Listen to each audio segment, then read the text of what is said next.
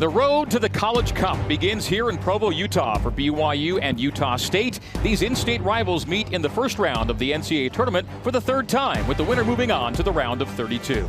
And here's how the bracket shapes up for the Region 5 seed, BYU and unseeded USU. Tonight's winner will face tomorrow's UCLA Pepperdine survivor, with the Region 1 seed Stanford slated to host into next weekend as long as the Cardinal take care of Cal Poly later tonight.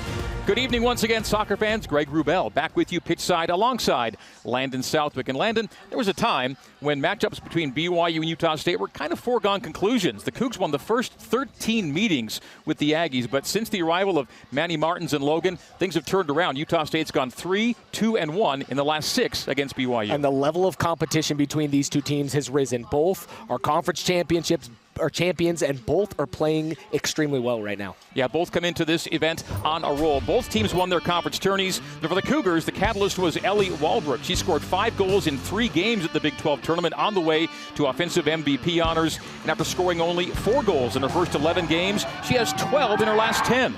And you saw some of those highlights. She is playing really well, and this team is going to go as Ellie goes. And she is the key to this BYU offense, and if she can play well, they're going to make a deep run. Utah State, meantime, relying on great scoring depth. 10 players have scored multiple goals for the Aggies, but the scoring leader is Mountain West first-team selection Kaylee Chambers. She has 6 goals along with 6 helpers. She is Utah State's points leader and the target forward at the tip of the Aggie spear.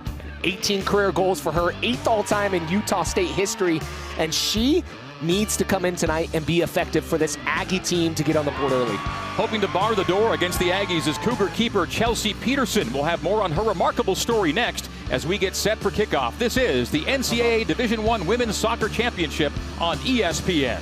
Back at Southfield in Provo, Utah, as BYU and Utah State meet for the 20th time all-time and for the 3rd time in the NCAA tournament. This year's BYU team, a Region 5 seed, after sneaking into the Big 12 tournament in 8th place, but then getting hot at the right time with a brand new keeper between the pipes. Here's Jasmine Popinga with the Chelsea Peterson story. Jasmine.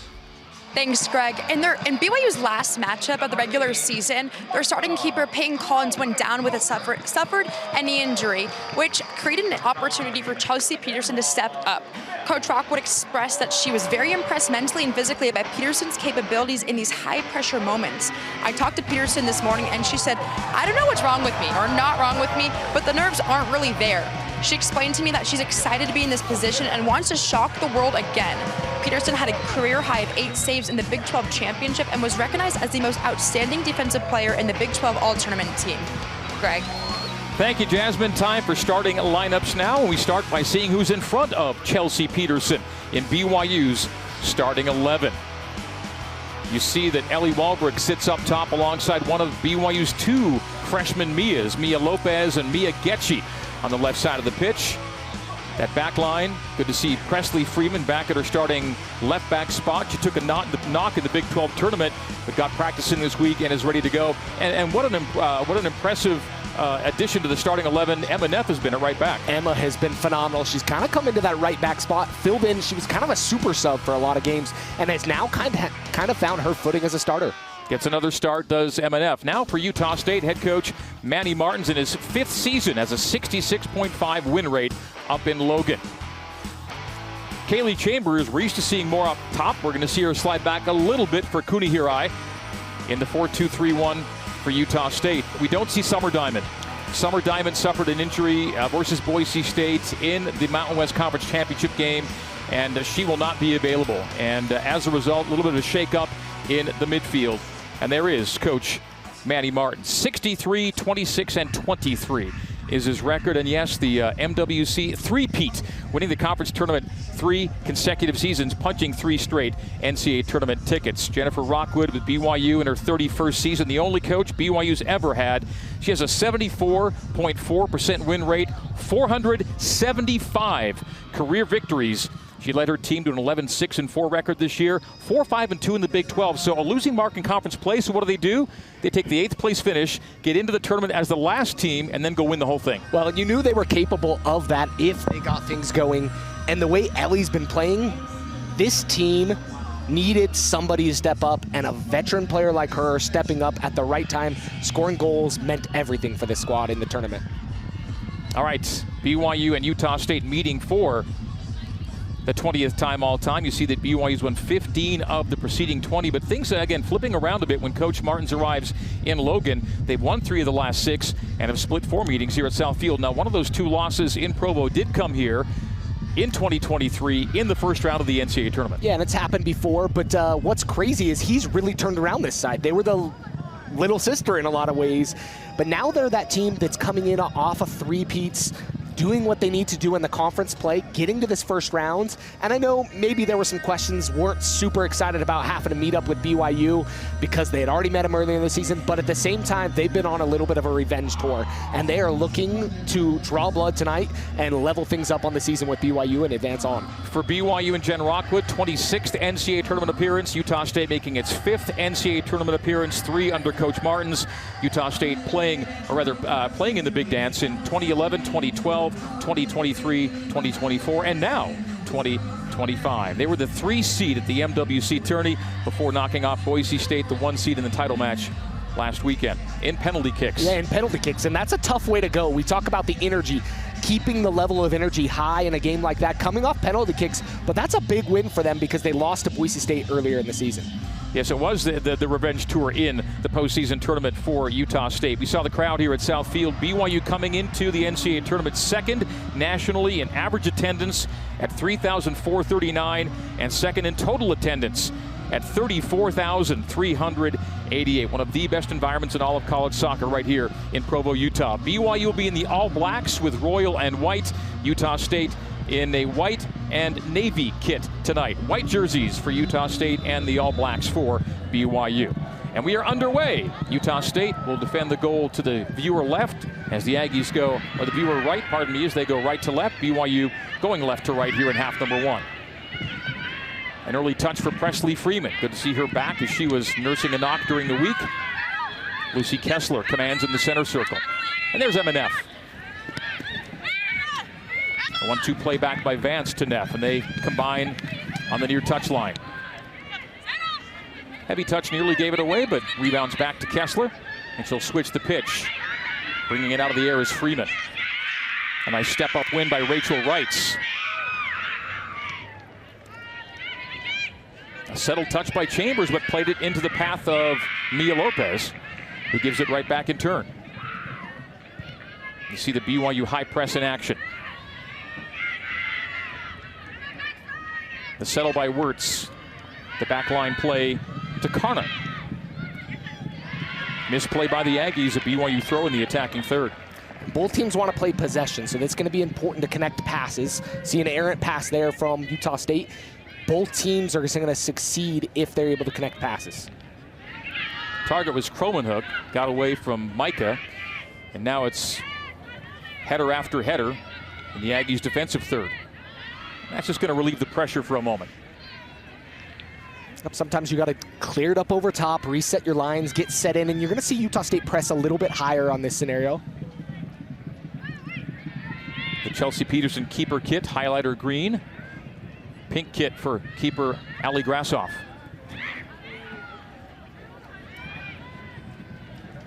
Aggies on the near boundary. Does well to retain. Does Rini Onaha. Aggies will backline it. Assess the options in the 4-pitch. The play is Reitz. Connor on the boundary. Hammers it on the floor to Tess Wirtz. Wirtz dealing with Presley Freeman, and Presley forces the giveaway. Kromenhoek, a 1-2 from Lopez. The play is Walbrook. Walbrook collects on the far touchline. Into the half space left. Ellie. To the top of the 18 comes byline, and a slide tackle out by the Aggies. Nathan Boone, tonight's referee. Josh Burtnell, Kyler Baker, the ARs, and Jason Allen is the 4th official. And there's Coach Manny Martins, 2-time Mountain West Coach of the Year in 2023 and 24, both tournament years, and did not win the coach honor, but gets his team back to the big dance here in 25. Cougs with the back line playing in the forward part of the pitch. A slip and fall by Freeman. Ends up giving it away to Wirtz. And now it's a mini break for Utah State, 3v3. The play is Hirai. Kuni Hirai. Plays right into the midst of Chelsea Peterson. First shot on goal in this match comes in the 4th minute.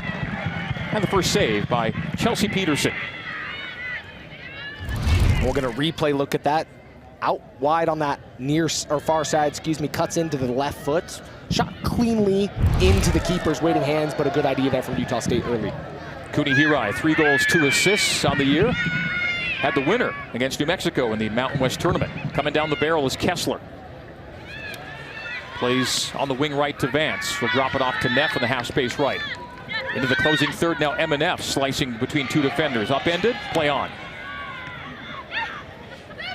Utah State giving it away in a defensive posture. Hit a ball, rebounds loose. And the Ags again onto the run. 2v3 into the attacking half. Couple of step overs for Cooney Hirai. And Izzy Stratton will take care of that and play it in touch. And that's what you want from your center backs. One gets beat, the second there to recover and knock it out of play for a throw-in. There's Cooney, the 5'6" freshman.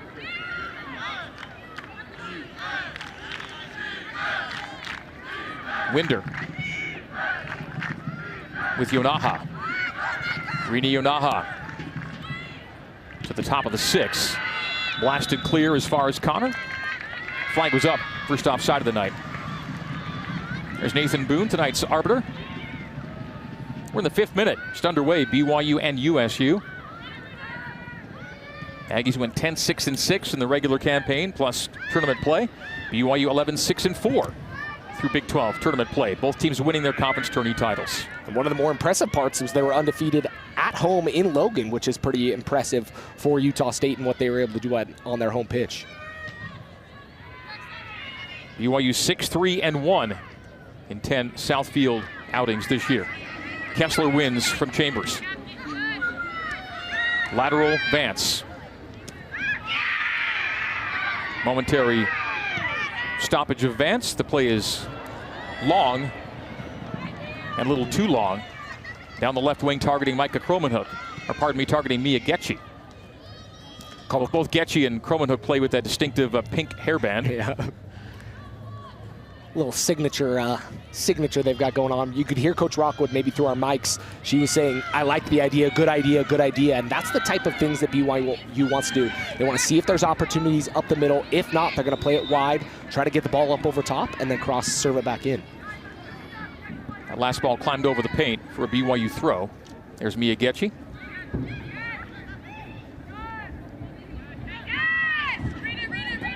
All freshman team for the 2 Mias, Getchie and Lopez for BYU. Freeman bisects defenders and lays off Getchie on the left wing. Freeman comes central, trying to tee it up, ends up playing it into the area, but it finds an Aggie boot. And now it's Utah State on another attempted counter. Cooney Hirai leads the ball for Winder. Capril Winder. With Hirai overlapping, it'll be Winder, right side of the area. A chip toward the top of the 6th, and Neff has to rescue. Great job by Neff coming through because Chelsea Peterson was coming out, and that was going to be a dangerous ball coming through. The target is Lopez, can't keep it in play. 7th minute here at Southfield. BYU first or second in attendance each of the last 4 seasons. There's that last look that Neff got to, and Stratton did well to keep it in play for BYU. I don't know if Neff is unable to get there. I don't know if Chelsea Peterson's able to get there in time before an opportunity is produced. Freeman hits the deck. It'll be Chambers to the upper penalty area elbow. Plays central, but no one home. A giveaway to Vance. Vance plays a long ball to Walbrook. Tried to wall ball it to Lopez. It does end up on Mia's boot. A layoff on the drop back for Kessler. And now Kessler finds Vance into the attacking half. Mackenzie Vance, long strides. Central ball, Cromanhook. Return to Vance. Mackenzie tripped up and goes down, grabbing her lower leg, and we will play on. Utah State racing into the attacking half with Wirtz. Plays wide to Chambers, but stepping to the ball is Stratton, and Stratton's going to outrace Chambers to the ball. Nice play by Izzy to end the Aggie threat. The 1-2 from Walbrook back to Stratton. She's going to hammer it wide right, but not far enough. Didn't get all of it, and she's hobbling after that. not something you want to see two BYU players kind of came up limp after the play there. Mackenzie Vance, who we saw a second ago, the former UCLA Bruin, and UCLA may be on the other side of BYU's immediate bracket, or Utah State for that matter. Whoever does win tonight gets the UCLA Pepperdine Survivor. As we've got an injury stoppage here in the 9th. Utah State player down, I believe, Rini Onaha. No, they're looking here on the far side. I've got two Aggies down. Okay. We have one at the midcourt stripe and another on the far boundary. So two Aggies take a knee. Looking like a shoe tie in the midfield. For Onaha. Yep. But is this Chambers? It looks like Chambers. Yep, Kaylee Chambers is down, being tended to by the Utah State trainer. And they're going to walk her to the touchline. And Yonaha just dealing with a blown tire, evidently. The substitution will be Hadley Barrera. So Barrera gets an early look for Kaylee Chambers going out. The Mountain West first team selection Chambers, 18 career goals, 6 of them coming this year. Will hit the bench for a spell. Barrera into her 23rd game. She's been in every game this year. 5'8" freshman Hadley Barrera. Sister Bentley is an outside back. One of 3 sets of sisters on this team. Tess Wirtz marked up by Freeman, and it'll be off of Presley for the first corner of the match. Utah State about to take its 114th corner of the season to the opponent's 103. BYU's out-cornered the opponents 126-101. This will come from the attacking right flag in the 9th minute of a scoreless match.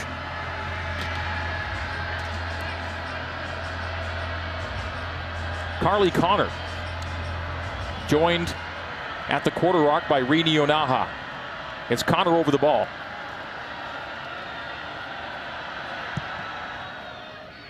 Plays it on the floor to Kata Wilson. Wilson slides it to the middle of the penalty area, and BYU plays clear. Barrera now, having just checked in. Winder. Connor. Chip weight to the top of the 18. Defensive header by BYU, and then skips under the boot of a retreating Hadley Barrera. Has Wrights as a target, but too close quarters. Now it's Wrights. Wrights has Connor wide right, and there's the play. On the paint to Yonaha.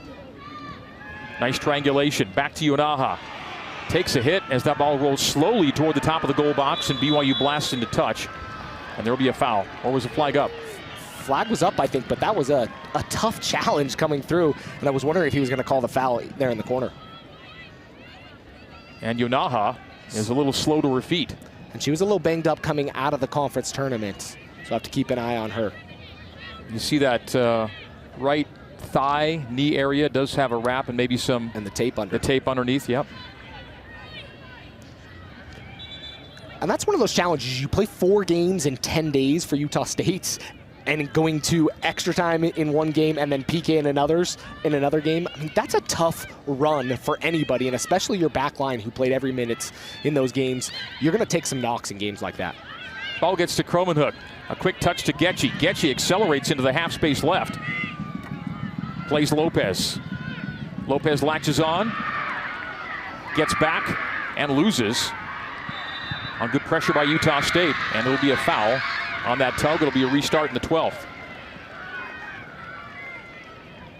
A good battle. Utah State's defense has held up all season long and done a good job keeping their goals against average below 1 this season. They outshot BYU in their last game here at Southfield, earlier this season. So this is a team that defensively, they're going to try to control pace, and you always hear defense wins championships, and that's where Coach Martins wants to go. That shot margin, I believe, was 23-12. Yeah, it was substantial. In a match that BYU won 2-0. 2 first-half goals stood up for the W. Well, and that's one of those things that you have to look at and say, 2 first-half goals changes a little bit of that scenario. A bouncing ball that does get to Chelsea Peterson. Just got a touch to it, but enough of it to allow Izzy Stratton to advance and collect. Bit of a dicey moment there, but well handled by BYU on the back line. Getchie and Stratton combined. The target is Lopez, but a nice defensive header there by Summer Sifonia. Excellent play for the freshman Sifonia this year, the 5'7" rookie, manning things at center back. When you see players like Sifonia get in this early in their career and lock it down, they're probably a 4-year starter at that spot. And you get someone like her that's played with the the skill and the composure at an age like that, a freshman. You don't always see it from a freshman, especially as a defender. To have that type of composure is impressive. 22 starts, 22 games played. BYU still seeking its first shot of this night. The only shot was a shot on goal by Utah State. As both teams feel each other out in the early moments. Decent amount of possession for the visitors. Yeah, they've done a good job pressing BYU and forcing BYU to make some decisions with the ball. Kessler plays out of the air to Freeman. And now Getchie. Drops it back to Kessler. Lopez gave away at the halfway line. Utah State will collect. With Sifonia to Wrights. Hadley Barrera finds Yonaha in the center circle. Rene back to Hadley, but a poor touch gave it away to Getchie. Getchie in turn, a half giveaway, but it ends up falling to Ellie Waldbrook. One away back by the Aggies, but only momentarily. Now it's Crowenhook accelerating. Micah down the right channel, and she's upended from behind, and we will see a foul and a free kick for BYU. This will be the first true threat for the Cougars tonight, it would appear. Yeah, it'll be interesting to see if a card comes out of the pockets.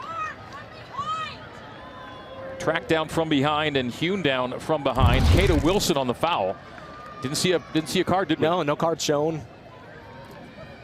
BYU's going to wait for the wall to be set, and here's where Ellie becomes really dangerous. We've seen her score on set pieces, scored from that other side during the conference tournament, here from the near side.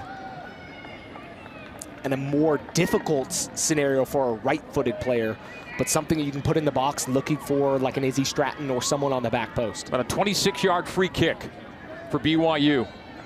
4 in the wall. 15 minutes in, chance to open the scoring. Waldbrook approaches and drifts it over the bar. She did not miss by much. Nope. And we already know that she can score from distance.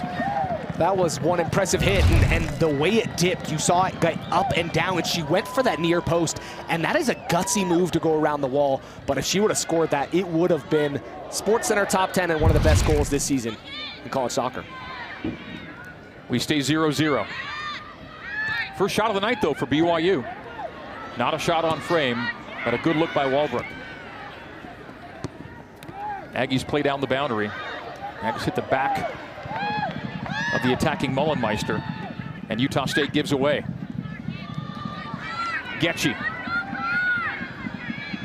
sizes up Connor, takes her into the area, and a play over the byline for corner kick number 1 for BYU. Corners now even, 1 apiece, and this will be corner number 127 on the year for BYU. The Cougs are a top 50 team in corner kicks per game, 43rd nationally in corners coming into tonight.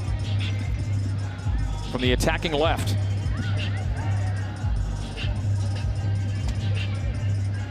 Vance and Lopez at the quarter circle.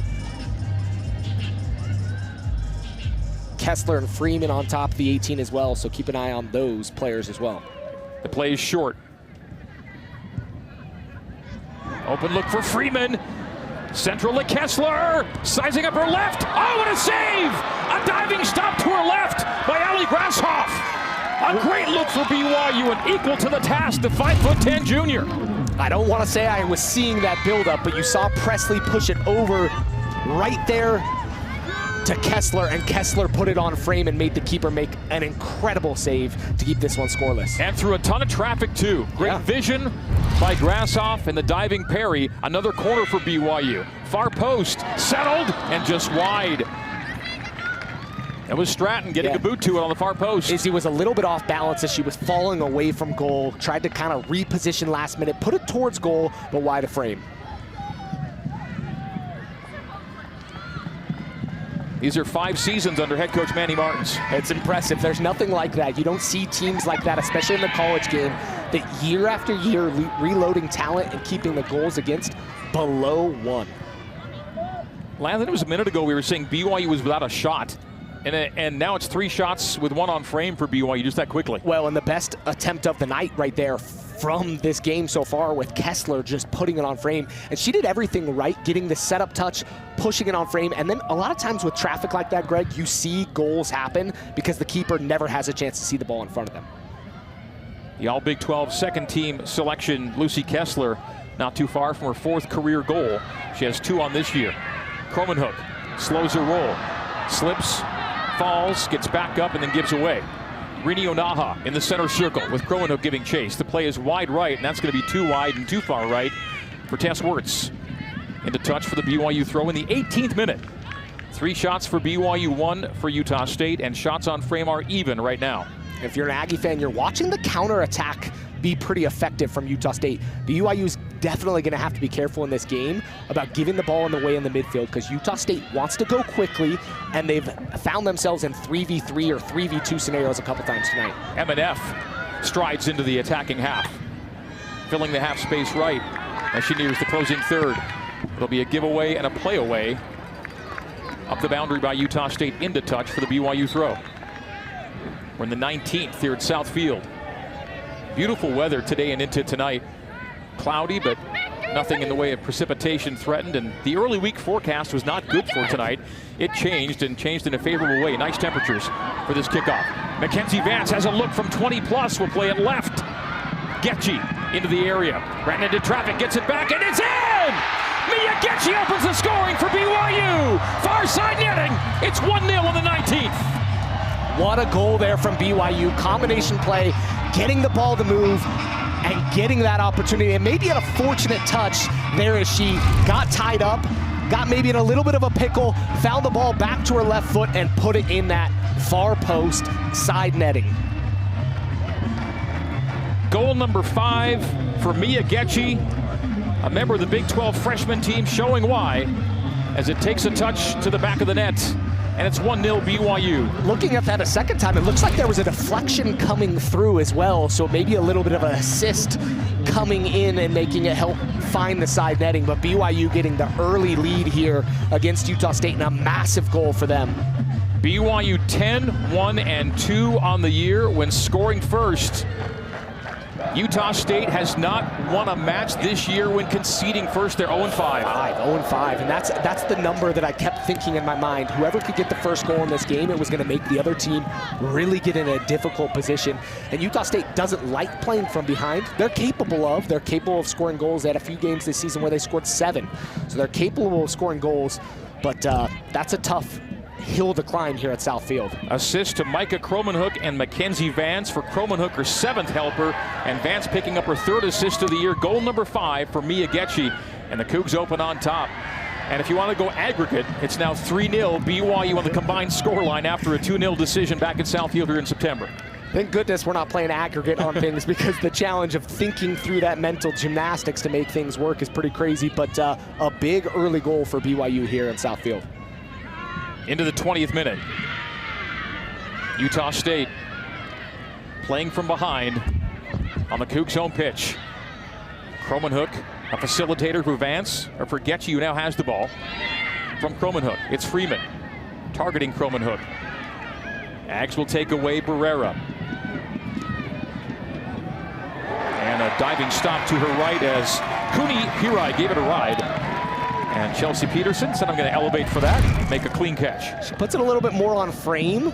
It's going to make Chelsea a little bit more nervous, but Chelsea had her lines covered, knew where she was, and she's athletic. She knows how to get up, and we've seen that through the Big 12 tournament. She was athletic on a lot of her saves and did everything she needed to do to get those 2 shutouts during the tournament for BYU. What a luxury to be able to have, to lose your keeper of the entire regular season and turn to somebody who's been a starter at the power conference level, as Chelsea was at Utah. And she's been a revelation for this BYU side to come in there and play the way she did. I mean, in that championship game against Kansas, BYU was kind of up against the ropes in the final 10 minutes. She made a couple big saves, let BYU get the conference title there. Freeman on the far side boundary. The challenge results in a throw for the Cougs, right in front of head coach Manny Martins of Utah State. 1-0 BYU. On a 19th minute marker from Mia Getchie.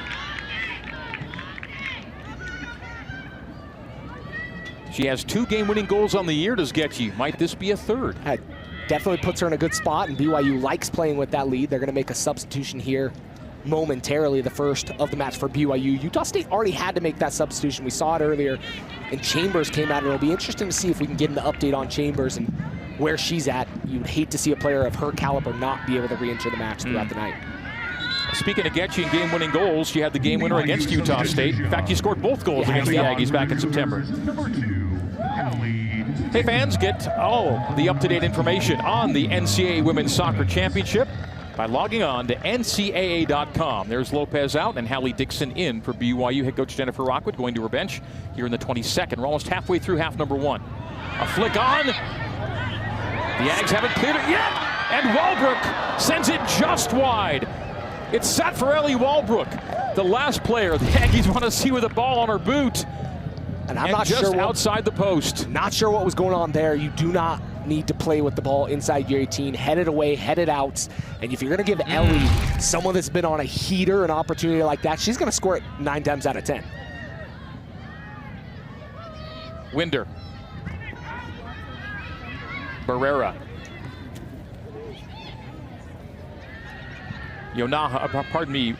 Hirai is dispossessed. And now it's Kessler starting the BYU counter. Plays it into the legs of Mackenzie Vance. She's looking down the barrel, and a giveaway by the Cougs. Counter opportunity for Utah State. Numbers back. It's Kuni Hirai with Wirtz to her right. Hirai will step over, try and get it to her left. Does so into the area. Little taken off step, hits the deck.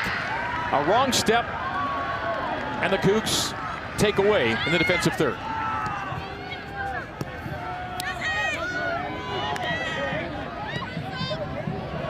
Stratton sends Walbrook down the boundary. Too heavy a touch. And Grasshopper will play away. A step up win by BYU, and it's Cromanhook. Space closed out on Getchy as Winder dispossessed. The play is central, and now to the wing to Wirtz. Wirtz racing Freeman into the attacking half. Nice win by Avery Frischneck, saying her first name for the first time tonight. It's Getchy, the goal scorer in the 19th.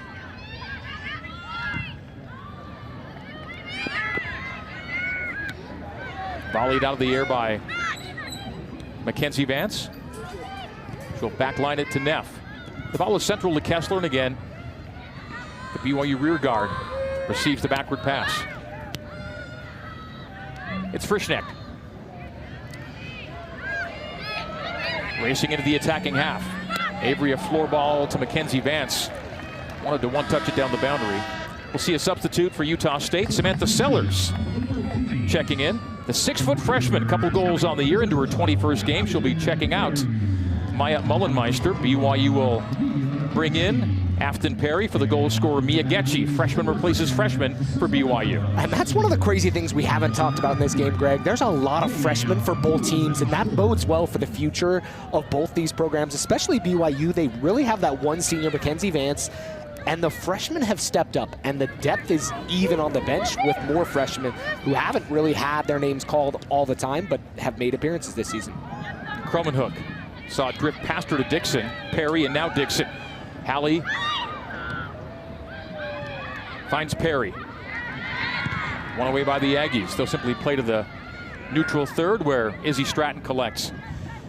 Yeah, with the exception of Mackenzie Vance, this is next year's team for Jennifer Rockwood here right now. And she signed some talented players this week. We saw some signings there. And could talk about that. Both sides actually did some very talented players. And that's what's really cool about the state of the game here in the state of Utah. UVU has a phenomenal team. Won their conference tournament as well, playing in the NCAA tournament as well.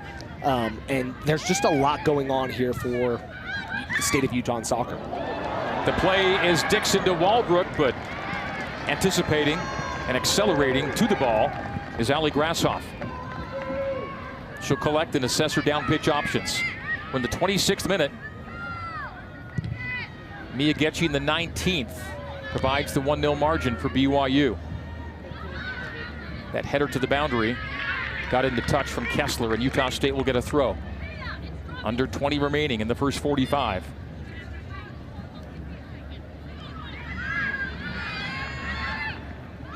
Kessler wins and finds Cromanhook.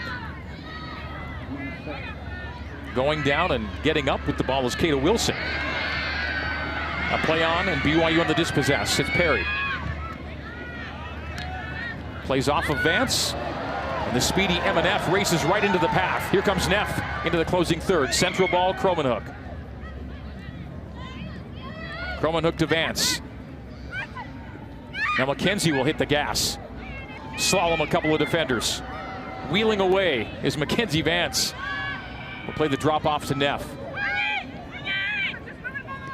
Ellie's looking to connect in the attacking half. Ellie's raised her hand a couple times. She's floating in between the center back and the outside back, and she's trying to find that space. There she gets the ball.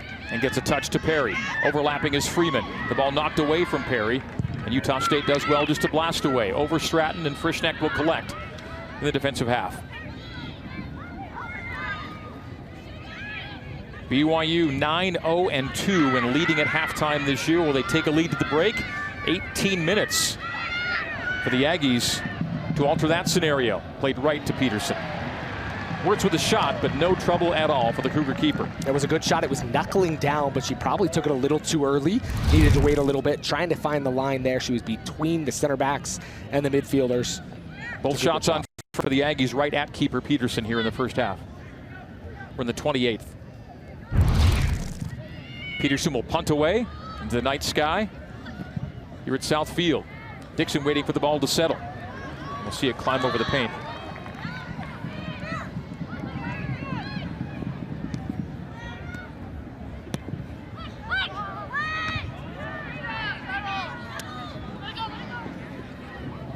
.60 degrees right now in Provo. Gorgeous night for mid-November soccer, really. It's uncommonly warm. Greg, I could go down to a short sleeve shirt at this point. It feels good. I was worried about the rain coming in, and tonight's a beautiful night.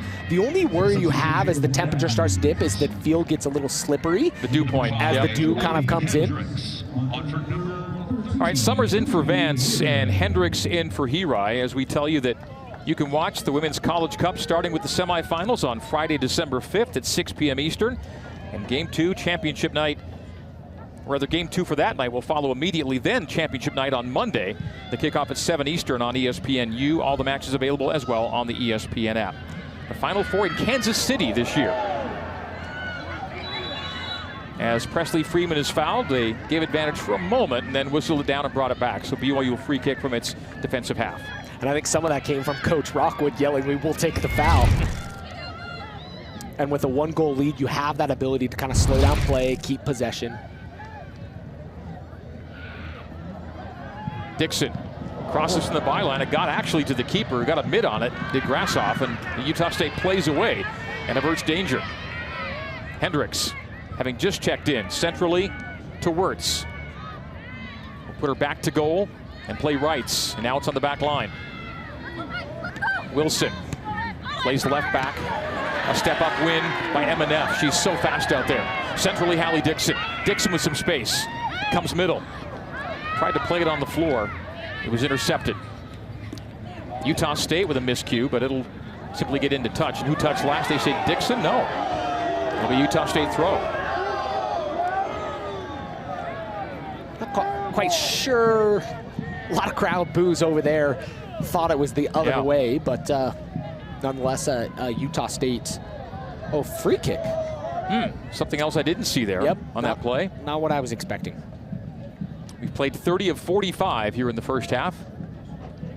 And Utah State will blast away to the top of the 18. Into the path of Hendricks. Setting up Barrera.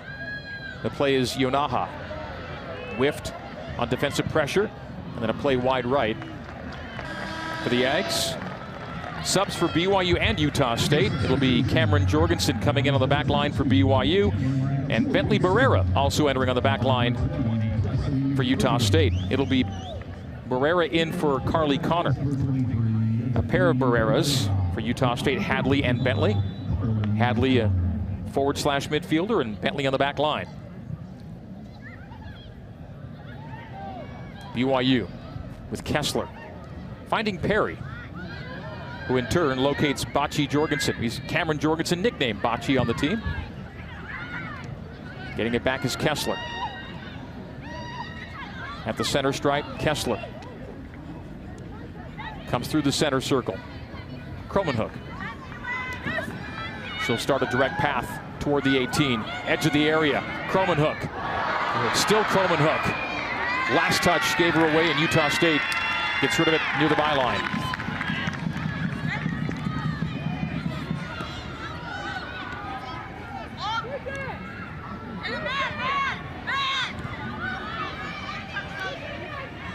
Utah State assessing options. Sellers is the target. Dispossessed immediately. A lateral ball and a one-touch layoff. Dixon and now Walbrook on one touches. Kessler blasts wide left to Perry. Perry settles well. Perry hounded near the boundary. Finds Jorgensen. The play is backline to Stratton. We're in the 32nd minute. Getchy in the 19th puts BYU on top 1-0. And Greg, you mentioned earlier on the Aggies had a good spell of possession. BYU scored, and now it's really been all BYU, and they've kind of spread the pitch. You're seeing it from side to side, paint to paint, as a lot of coaches are looking for that ball to do the movement, make the other team chase the game. The pitch has tilted to the right side in the last 10 to 15 minutes, for sure. Jorgensen missed the last 5 games. Back in action for Jen Rockwood tonight. Perry on the touchline. Comes central, play central, Kessler. Kessler. Neff with space. Outside of her boot, Cromanhook. There comes service from Micah. An attempted header, and now a swing. And a flag is up on the far side. Oh. A lot of action through the 18, and if you're Utah State, that's got to scare you. Balls coming in, skipping through, and finding multiple BYU players along the path. Utah State has just been so good all season long defensively, and tonight have maybe been a little bit less clean and crisp. They gave up that later opportunity to Ellie on a weird, awkward headed ball inside the 6-yard box. Bouncing ball settles to Jorgensen, but pouncing on it is Hendricks. She'll race toward the end line. Gets service in, but low and right to Stratton. The center back releases to Perry. The target is Walbrook on the boundary, and she'll backline it. We're in the 34th. Stratton with Frischnecht.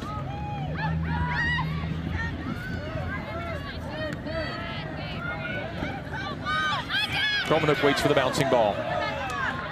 Finds Neff. Neff races away from Sellers. Attacking half and heavy on the touch. Perry on a miss hit. You could see the heavy played ball early on, but the idea was perfect there. Standing room only crowd here at Southfield, another outstanding supporters section. An in-state game, so a lot of Utah State fans in the stands, or as many as could find tickets for sure. BYU used to the big crowds on their own.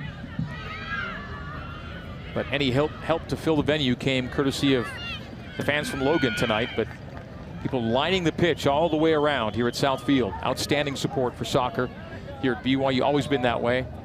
And what a great pedigree. Tournament number 26 in 31 seasons for head coach Jennifer Rockwood. That's what's impressive. 8 consecutive dances, 13 of the last 14. And BYU's been beyond the second round 9 times. So 9 Sweet 16s or beyond for BYU. As Barrera gets the last touch. Both Barrera's sisters on the pitch right now, Hadley and Bentley. Just a little bit about what BYU's done under head coach Jennifer Rockwood. College Cup in 2021 as the national runner-up, and then again 2 years later, getting to the Final Four and losing to Stanford in the national semis. So 2021 College Cup, 2023 College Cup. What about 2025? Well, I will say this. Each time that BYU's played Utah State in the NCAA tournament, they've made it at least as far as the Elite Eight. It was the Elite Eight in 2012 and the Final Four in 2023, and both tournament runs started with Utah State here in Provo. There might be an omen there, Greg, and that's one of those things that this team is battled and is battle-tested going through a Big 12 tournament, fighting as the underdog, and that's not something BYU's faced throughout their time being in the NCAA tournament. A lot of times they've been a high seed, but this year has really been a rough go in the Big 12 and then an awesome Big 12 tournament to get to this point. You hear about getting hot at the right time, and that's been BYU. And you also, usually in hockey, you hear about riding a hot goalie in the playoffs. Well, they've got a hot goalie too in Chelsea Peterson. Chelsea and Ellie, and you look at both those players named the offensive and defensive players of the tournament. They did everything they needed, and that's what you have to have. You need players that are getting hot. Cromanhook. striding into the closing third. The play is Dixon, who pulls it out of the area. Flag was up again, so we'll have an offside against BYU. Good job by Utah State. Holding their line there, they let her drift into an offside position, then check back into an onside position and collect the ball, and the flag's up. So how important would a halftime lead be for BYU? And the Cougs are 8.5 minutes away from leading at the break. Well, BYU's on an 83-match unbeaten streak when leading at halftime. 76-0-7 since 2018. And Utah State struggles on the flip side, 0-3-0 when trailing at half. So it's been a hard battle. But BYU, that number is absolutely impressive for this side and what they've been able to do with a lead at half. Little chip by Stratton. Utah State got the defensive touch to it, and it'll roll over the paint for a BYU throw. We'll be seeing Ella Labrum check in for the Cougs, and here she comes in the 37th minute. Ella Labrum. 1 goal on the year, 2 for the career. Getting into her 19th game of this year, and she'll give Ellie Walbrook a blow till the end of the half. We'll see Ellie again in half number 2. Ellie Walbrook will hit the team area here in the 38th. Walbrook, 2 shots here in the first half. BYU and Utah State each with 2 shots on frame here in the first 45. Goal kick for the Aggies. A miss hit there. But a good opportunity. BYU's getting the ball inside the attacking third and getting their opportunities. Shots on goal, not necessarily showing that both equal at 2 apiece, but BYU has really been the aggressor once they've got in that attacking third. Most of Utah State's opportunities have come on counterattacks. Nice piece of possession there from Labrum. Crowenhook is upended, and now we get the foul. So foul number 4 against Utah State equals the whistle total at 4 here in the first half. Lucy Kessler's going to give it a ride from 55. The 1-2 with Neff. Kept it on the floor and gave it away. Did Kessler. Rini Onaha. Central. 2v4 for Utah State. Hendricks is the target wide right if Wirtz chooses to goes there, but she gets blasted straight ahead and it's a block. On the counter, Labrum. Crowenhook on the near side touchline. Crowenhook dispossessed. Utah State can play from the back. Bentley Barrera looking to keep it in play on the boundary. Does so to Hendricks. Getting a touch is Perry. It'll be a Utah State throw right in front of our broadcast position here pitch side. Bentley Barrera, the 5'3" freshman. Sister of fellow freshman Hadley. Barrera has an assist on her 14-game tally this year, playing in her 15th match of the year. Hendricks comes to Rini Onaha. Off the official, and he will say, that's my bad. Nathan Boone. Yeah, one of those tough positions to be in, and obviously he doesn't want to be there. Found himself in that position, that it'll be a set piece for Utah State. So Nathan Boone will set it down. We'll get back underway here in the 40th. Summer Siphonia gives it a ride. From Summer Siphonia to Samantha Sellers. And now a collection by Chelsea Peterson in the defensive 18. We're in the 40th.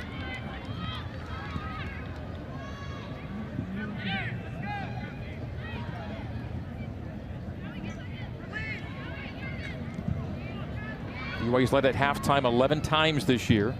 Has won 9 of the 11. 2 draws. Comprising the rest of the results in those 11 games leading at the interval. Who will move on to play either UCLA or Pepperdine? Site to be determined. Most likely Stanford, but that has to be decided. And it will be later tonight. Stanford plays Cal Poly. And Stanford's been awesome this season. It'll be interesting. You'd imagine they move on, and the winner of this game heads there to play a game. Stanford would host 2 games next weekend. Step up win. And a 2v4 developing for Utah State. The play is Wirtz on the left wing. Wirtz gets byline. But that last touch got away from Tess, and it'll be a simple goal kick for BYU. It's going to be one of those things Utah State's going to have to figure out at the half if they want to get back into this game. They've tried living off counterattacks, but it's been 2v4 a lot of times, and you're not going to beat teams that way, or you're going to be forced to take shots from 30 outs, and those are going to be tough unless you've got players that can hit it, and they have players that can hit it, but it's going to be tough to get back in the game, so they're going to have to manufacture some more possession and some oriented possession to try to get shots, effective shots on goal. Wirtz gave away and got it back. Gave away again. So a couple of tough touches for Tess. And now it's BYU with a counter opportunity. Perry in the center circle. Leads Kessler, who finds Kromenhoek in the 42nd minute. We approach intermission here at South Field. A full house here in Provo. Perry will chase down, latch on near the corner flag. The freshman Afton Perry tried to get service in, a block out for a BYU throw. Coming up at halftime, we'll give you highlights and look at the numbers from the first 45 and look around the NCAA as tournament play gets underway today. That's all coming up just moments from now. Greg Wrubell, Landon Southwick, and Jasmine Popinga, your broadcast trio tonight. Glad you're with us. Jorgensen, service in from the left. A header clear by the Aggies, but only as far as the edge of the closing third. BYU retains possession. Kessler finds Perry. Afton comes to the edge of the 18 and sails it with her right over the woodwork here in the 43rd. Had designs on goal, but just got away from Afton. Overcooked that one up over the bar, but you can see that setup touch to get there, put her in a perfect position. Just needed to get a little bit more over the ball there. Tried to get over late and just overcooked that one over the crossbar, but a good idea there for BYU. A 10-game starter, the freshman Afton Perry this year. 1 goal and 3 helpers on her season tally. And she's been asked to play a number of different positions, so it's been tough for her. Kessler getting it to her left, plays it on the floor, a touch into the goal mouth, and it's side netting. And flag up? I think it didn't come up, but I would have imagined we would have seen it up ultimately because it looked like an offside position from our vantage points. And it was Summers who tried to get a touch to it there, played it just off the side of the goalpost. Really close. Yes, it was. And Summers has had a knack. Madden this year with 3 goals on 4 shots on goal. Yeah, and the Utah State keeper did a good job making herself big, getting in position, cutting the easy angle off and forcing a tough angle and shot on goal. A tough touch there by Hendricks out for the BYU throw in the final 60 seconds of half number 1. A 19th minute goal from Mia Getchie is standing up. Getchie with her 5th of the year. An outstanding freshman year for Mia. And both Mias have balled out. They've combined for 11 goals on the year. Getchie with 5 and Lopez with 6. Both showing up on the all-freshman team in the Big 12. And what a deep league the Big 12 was this year. 8 teams all seeded in the NCAA tournament. And what's crazy is you look at some of the talent that was there, the Colorados, the Kansases, that easily could have been the champion of the Big 12, but BYU made that run from the 8th seed, which makes it all the more impressive. We're down to 20 seconds here in the first half. So the last few touches of the ball before the break. Nice piece of footwork by Izzy Stratton. The target is Perry. It's going to bounce off of Afton toward the corner flag. Maybe one last service in. Nope. That'll do it here in half number 1. All right. Through 45, BYU 1-0 advantage. And again, the Cougs have made so many of these halftime leads hold up. Let's head pitch side to hear from head coach Jennifer Rockwood of BYU with our Jasmine Popinga. Jasmine. Coach, what have you seen so far from Chelsea Peterson's performance? Well, she hasn't had to do too much, which is good, but she did come up with a couple nice saves for sure, and she's been doing that for the last 5 games. So we just got to connect a little bit more and not turn the ball over. Utah State's very dangerous in transition. How do you want this momentum to translate into the second half? Sorry, I didn't hear that. How do you want this momentum to translate into the second half? I thought we had some good momentum here towards the end, and so we just need to we need to make simple decisions, get the ball wide. That's where all of our space is. Not force things up the middle, but just keep it wide. Thank you, Coach. Thank you, Jasmine, with Jennifer Rockwood. 4th in active Division I win percentage, 5th in active Division I wins. She is a true GOAT of the game in women's soccer. and the coaching ranks. At the break, it is BYU 1 and Utah State 0. We'll have stats and highlights coming your way next. This is the NCAA Division I Women's Soccer Championship on ESPN.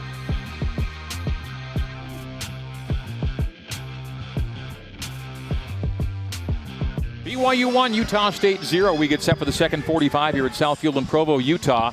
And there you see what will happen for BYU and Utah State. Winner will take on the Pepperdine UCLA survivor. Now that game is tomorrow night in LA. UCLA hosting Pepperdine. But the upper half of BYU's quadrant has an interesting score, does it not, Landon Southwick? Well, really two interesting scores.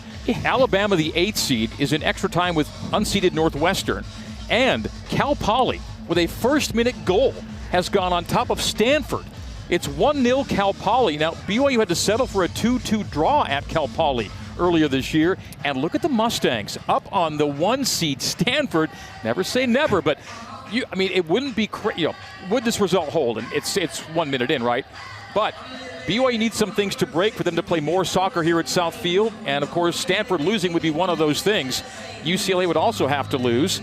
But, again, stranger things have happened. And just to see a 1 for Cal Poly and Stanford 0, no matter what time of the game, is a news. One of those shocking things. But the NCAA tournament's like that. We always think of March Madness, the basketball tournament doing that, but the soccer tournament has that capability. And that's what's scary for some of these teams. You have to come to play every game 90 minutes and play 90 complete minutes. And tonight, Stanford giving up an early goal like that is shocking. But it happens, and they've got 89 minutes to battle back. Again, for BYU to host next weekend, they would need both the number 1 seed Stanford and the 4 seed UCLA to lose this weekend. UCLA plays tomorrow night, and Stanford on the back foot against Cal Poly in the Bay Area tonight. You just never know. Not something you thought you'd see tonight, but definitely possible. And you've got to, if you're BYU, not that you're looking at the result, but you're looking at the scenario like this. You have a 1-0 lead here at the half, have played pretty well. But this game by no means is over at this point, Greg. We heard from BYU head coach Jennifer Rockwood at the end of the first half. We hope to get a word with Utah State head coach Manny Martins before the second half gets underway. Players are on the pitch and ready to go. We'll see if we get a quick word from Coach Martins with our Jasmine Popinga. Jasmine, take it away. Coach, what adjustments do you want to see in the second half? Well, a big part of it is attitude. When we're in possession, we're turning it over too easily. We had to adjust a little bit our front four as far as our roles and responsibilities in our organization piece. It's mostly attitude. We just got to play with a little more courage. Thank you, Coach. All right, thank you, Jasmine, with Utah State head man Manny Martins. We are ready for the second 45. BYU in the All Blacks tonight, and Utah State in white and royal. And we saw Kaylee Chambers leave the match early, Landon. Not back out on the pitch, and I think what you saw there as he was talking to Jasmine was making mention of making that adjustment to their front four. And that's a tough thing when you come in with a game plan and lose a player so early on, having to make an adjustment like they have. Just underway here in half number 2. BYU defending the goal to the viewer right. Right to left go the Cougs, left to right for the Ags.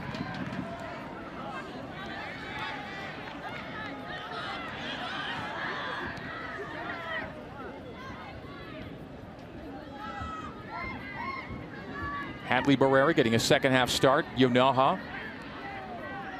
ahead to Capril Winder. Winder centrally to Rina Yonaha once again.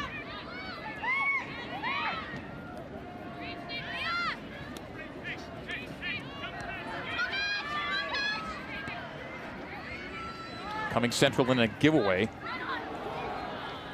As Talia Winder, I believe, was in possession there. I don't think we saw Talia in the first half, or did we?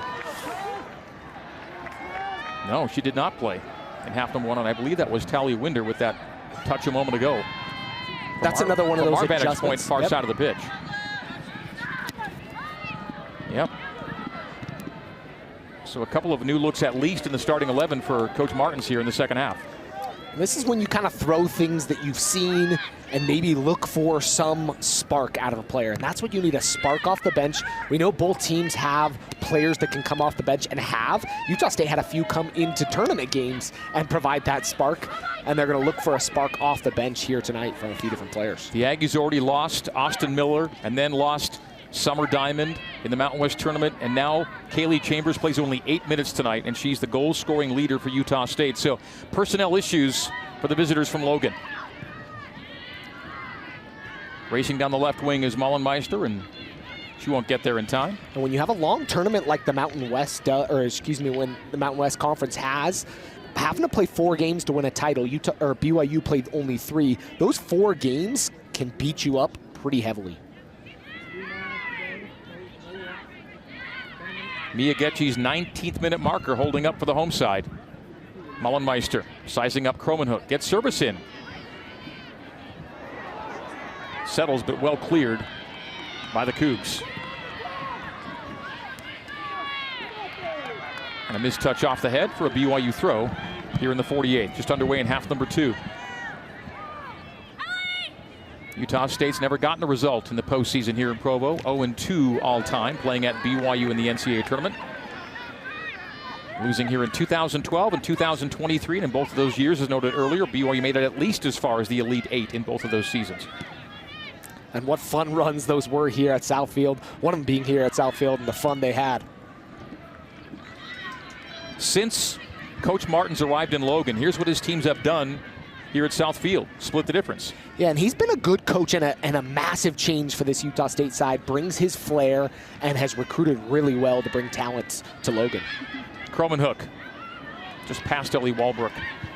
By the way, Stanford has equalized. It's 1-1 with Cal Poly early in the Bay Area.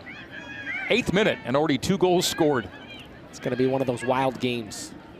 Chelsea Peterson patiently collects and bowls it out to Izzy Strapp. Giveaway for BYU in the neutral third.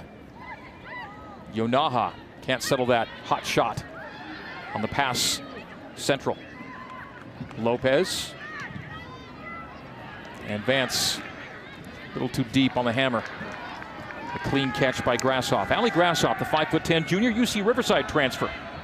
And if you want one thing from Mackenzie in that scenario for the BYU coaching staff, you want her to. Do we have a keeper change? Pardon me. That is Taylor Rath. Taylor Rath. Yep, it is Rath, 0, not 0, who made that catch. So Taylor Rath, the Pepperdine transfer, the 5'10" senior.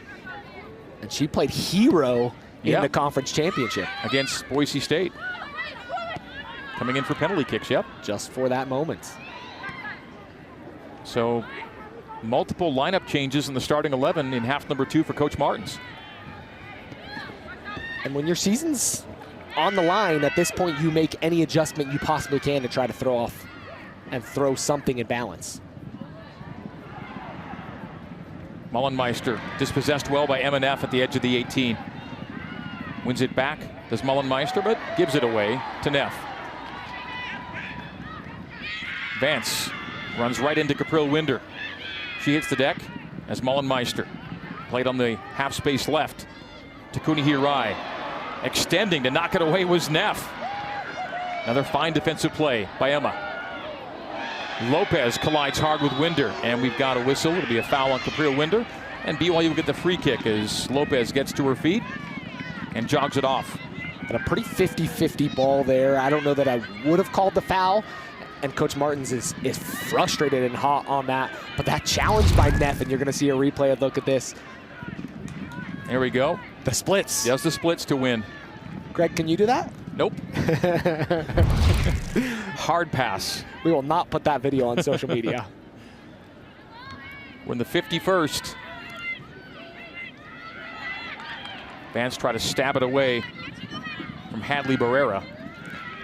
I would like to claim I could, but I don't think I can. Maybe my mom still can. That's about as close as I'm going to get to that one. But back in your athletic days, that was no problem for you. That's a hamstring nowadays and a quad and every other injury. Lucy Kessler conveys to Stratton. The return to Lucy, and she'll find Presley Freeman at left back. Up the boundary to Getchie, the goal scorer tonight. Will she have her 3rd game winner of the season? Kromenhoek is the target. The return to Getchie, the flag was up. Offside position for Kromenhoek. And you have to remember she scored 2 against Utah State earlier in the season as well. So 3 goals against Utah State this season for her. Yeah, 2 of her 4. And now 3 of her 5 coming against Utah State. She's like she's making her claim on the Utah State territory. marking herself early in her career as a nemesis. She loves playing the Aggies. Capriel Winder on the BYU soccer crest at mid-pitch. Talia Winder comes central. Wirtz will just shuffle it ahead. Ball loose and service intercepted. Will be a reserve. It will. Far post and back of the net. It's a header, gets past Chelsea Peterson, and we are equal in the 53rd. Tremendous cross from the right. And the Aggies score from the far post, a nod down for the equalizer. BYU had a player down in the corner, and I think we're worried a little bit about that. Cross came in perfectly, back post, unmarked, and a little bit too far in was Neff, and tucking that ball in perfectly as Utah State to level things up at 1-1. Maya Mullenmeister with her 4th and make it 5th of the year, 8th of her career. Jersey number 3 in minute 53. And we are tied at 1. We thought Kaylee Chambers might be done for the night, but she enters early in half number 2. So Kaylee Chambers does come in on the goal. We see Chambers back on the pitch. She played only 8 first half minutes.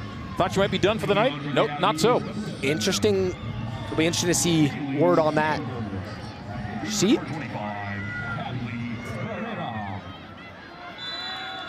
And is Izzy Stratton worse for wear? Yeah, on the BYU back line? Looks to be so. She's looking a little Yeah, she's limping there. as she comes up pitch. She is hobbled right now. So the tone of the match changing here for the moment. Flag up again on Cromanhook. That'll be 4 offsides against BYU on the year. The Cougs have 47 offsides. The opponents just 17. So a pretty healthy differential on the flags up this year. So Hadley Barrera exited for Kaylee Chambers. That substitution coming on the goal scoring. Mullenmeister, the assist goes to Tess Wirtz. For Wirtz, assist number 6 on the year. And again, Mullenmeister with her 5th marker of the season. Let's check in courtside, pitch side with Jasmine Papiga. Jasmine. Talking with Coach Martins earlier this week, he said that these teams have played each other so many times that sometimes teams can come in and see a brand like BYU on the other team's shirt and already lose before the game starts. But Coach says that they have an edge on tonight by not being blinded by that, Greg. Thank you, Jasmine. Centrally as Lopez gets into the area where she's dispossessed, and it'll be over the byline. And last touch by BYU, yes, it'll be a goal kick for the Ags here in the 54th. Getchy in the 19th. Mullenmeister in the 53rd has us 1-1 here at Southfield.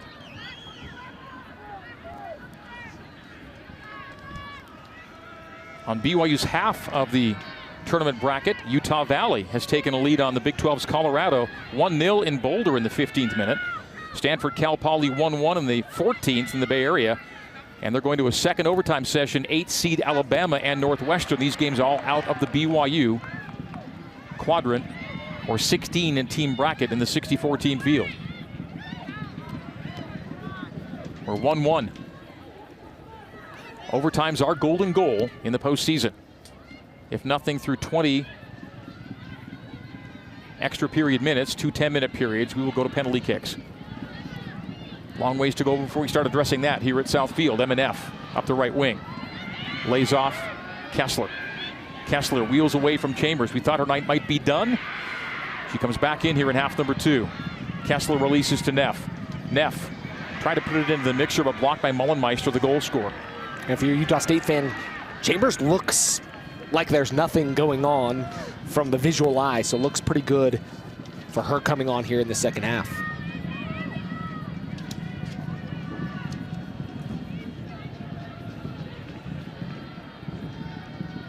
Cromanhook muscles it into the 18. Loose in the area, but blasted clear by Tess Wirtz, just to relieve the pressure to the halfway line. And we talked about Izzy a second ago. She looks like she's not limping anymore. We'll have to keep an eye on her. So she appears to have run off whatever was ailing her after the goal. A tie-up and a foul. As brought to ground is Getchy. Nathan Boone blows the whistle. And and gives the Cougars a free kick on the near touchline. Shots are 8-5 in BYU's favor, but shots on goal are 3-2 in Utah State's favor. The Cougs have had 2 of the 3 corners tonight. All right, from 40 plus, it'll be Kessler looking to put it in an area of threat. Look towards that back post. Chip weight popped up in the air and no trouble for the Ags.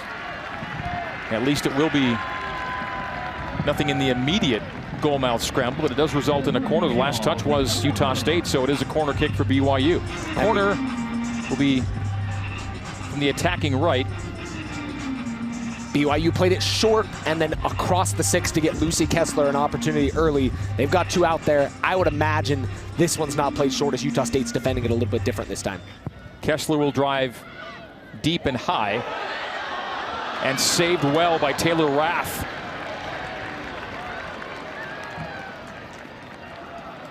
Yonaha may have taken a knock in the action, but it was a Frischneck header, and that's a really nice save on second glance there. Yeah. Fingertips to it by Rath. Clean off the head of Frischneck, too.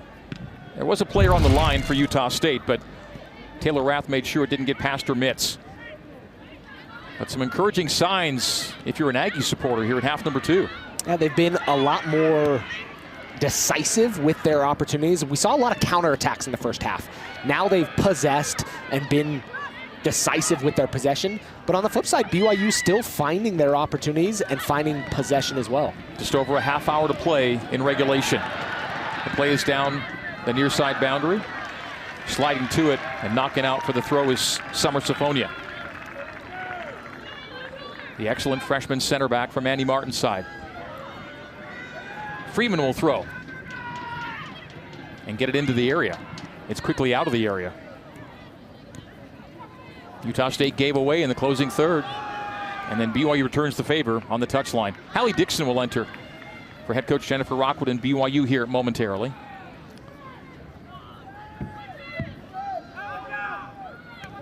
This is where it kind of becomes a tactical game from both coaching staffs. Who can you add into the game to change the flow and tilt the flow in your favor? And we saw it early on from Coach Martins. He did what he needed to do and made some big adjustments, and it paid off for Utah State. Now it's Coach Rockwood. She's going to start to tinker, finding matchups that she likes in the areas where they think they can exploit from this BYU side. Dixon in and Getchie out. Mia Getchie, the Cougs goal scorer, back in the 19th minute. And that lead for BYU held up until the 53rd. When on the far post nod down, Maya Mullenmeister squared the score. In BYU's 8-team portion of the bracket, Northwestern and Alabama are 2-2 in a second extra time period. Stanford and Cal Poly are 1-1 early in regulation at Stanford. Pepperdine and UCLA tomorrow night in LA. Winner of that game gets winner of this game. Site TBD. M&F at the halfway line. Comes central on Mullenmeister. Gets hip checked off the ball, and it's a play on. Aggies through the neutral third. Dixon raced back and simply took it away from Tess Wirtz. Wirtz had no idea Duck Dixon was lurking. BYU throw in the attacking half. We've played 60 of 90 here at Southfield. And there's a lot of soccer left to be played between these two sides. You can tell by the way they're battling. Utah State gives away right to Kessler. Kessler then dispossessed and tugs and fouls Rini Yonaha. It'll be a foul, and Utah State will get the restart in its defensive half. There's no quibble about a foul like that. Sometimes you just have to, when you lose possession like that, quickly grab a hold, kill the counterattack coming, and sometimes they'll give a professional foul and show yellow in that scenario, but there wasn't much going forward, and it was kind of just a light foul there. Allie Grashoff played the first 45. It's Taylor Rath's game, it would appear, to take it home for Utah State. The former Pepperdine Wave. With the Waves, one of two potential opponents for the survivor of tonight's game. There's a play toward frame, and it just settles into the midsection of Chelsea Peterson. It'll go with shot on goal number 4 for Utah State, but 3 of the 4 shots off goal have been right at the keeper. The other went to the back of the net.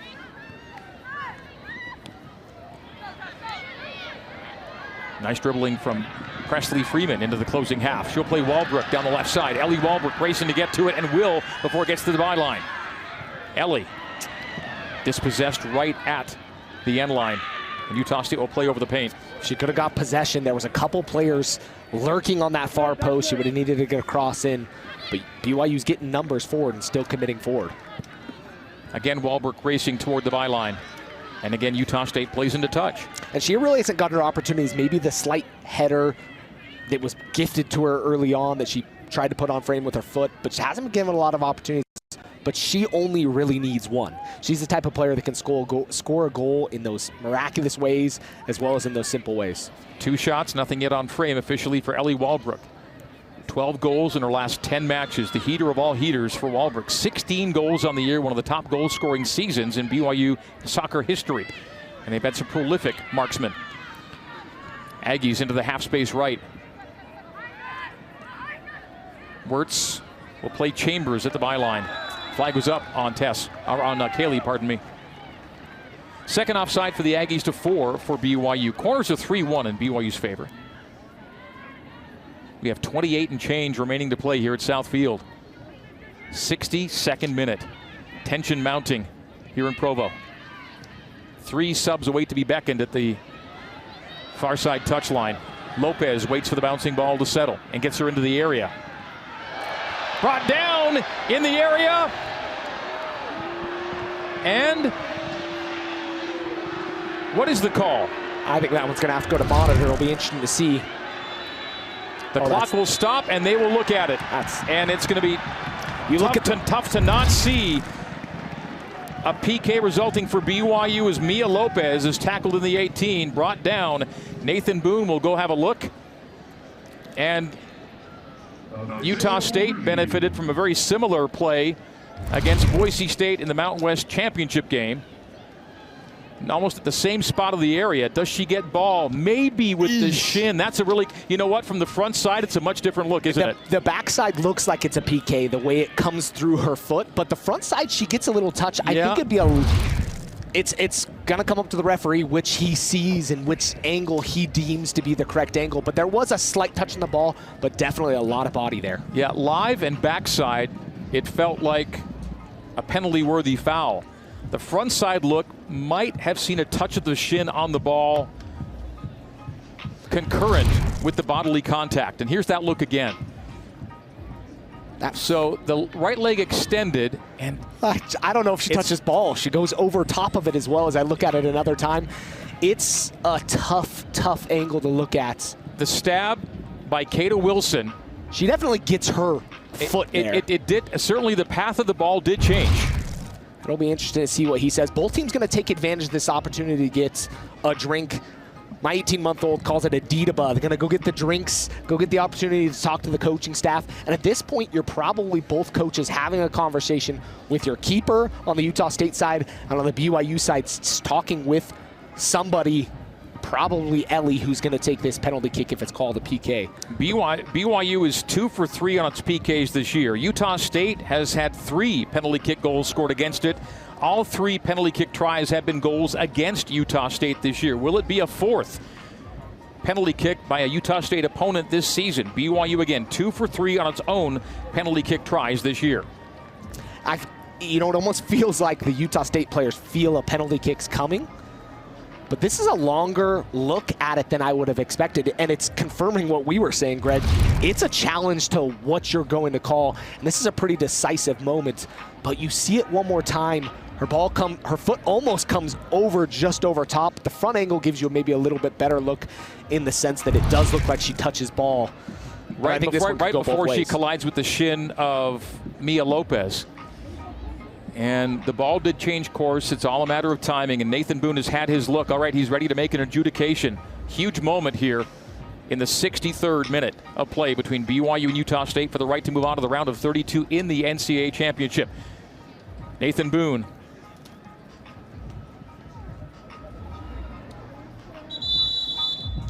No penalty. Wow.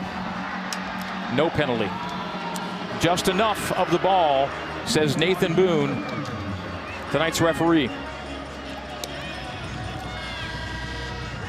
And that's as long a look as you're going to take on that kind of play. It's a judgment call at that scenario, and he took a long look at it, and you have to give him his dues at that point, but the fourth official is going to have to explain it to Coach Rockwood because she's still hot on it.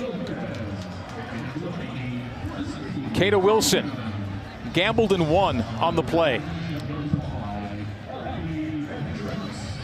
It does result in a BYU corner kick number 4 of the match for BYU. Can the Cougs manufacture and create maybe a ball don't lie moment? Dixon will take it short. Step over for Hallie. Service, settle, loose, and the Aggies cleared. And was there a foul in the action? Yep. Goal mouth foul. A couple players into the keeper, but a big opportunity there from BYU, and it was almost a ball don't lie moment. They had a number of players rise on this first ball inside the box, just over the head of Izzy Stratton. And the second ball in, Rath came out and collided with Cromanhook. And wading into traffic was Taylor Rath to get mitts on it. The whistle was blown regardless. And the Aggies will play away. And a miss hit out of bounds by Rath. 64th minute. We're square in Provo. And now you've got to wonder where the momentum lies. It almost favors in the side of Utah State, but they're a little bit on their heels here in the last few minutes as BYU's pressing here at this point in the match. Ella Rustand into action for the first time here in the second half. Cross from the left and a clean catch by Rath. Grassoff, first half keeper. Rath, second half keeper for Manny Martins. Chelsea Peterson has gone all the way for BYU. And Greg, you don't see that very often, changing a keeper in a scenario like that. You maybe see it late in a 1-1 game or in a level game as you're going towards PKs. But to make a substitution at half says a lot. But Taylor Rath has had an awesome career. 52 games played, 44 started, so she's very talented. All Mountain West first team selection. A 0.97 goals against average. Just over 25 minutes remain here at South Field.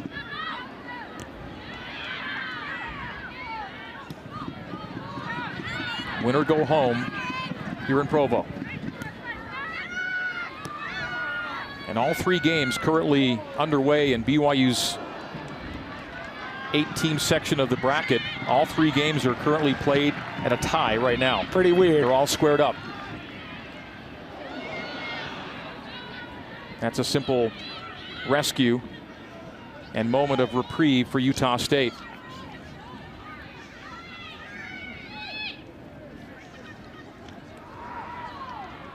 Vance wheels away from 2 defenders. Will backline it as retreating is Avery Frischnecht. She'll find Rustand on the wing. Ahead to Dixon.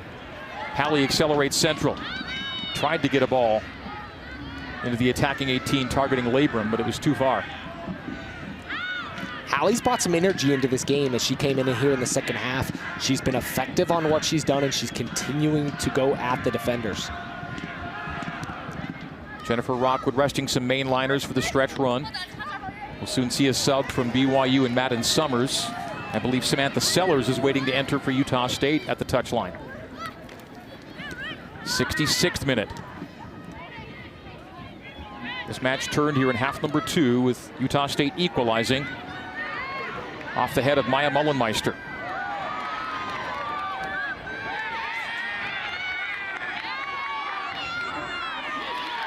That'll be a goal kick. Here come those subs, Summers and Sellers. BYU got things underway in the 19th minute. The freshman Mia Getchie scoring her 5th of the year. You can see this ball taking the fortuitous touch there, getting to her, putting it in that far post and into the side netting. And then on the flip side, you're going to see this Utah State goal in the 53rd.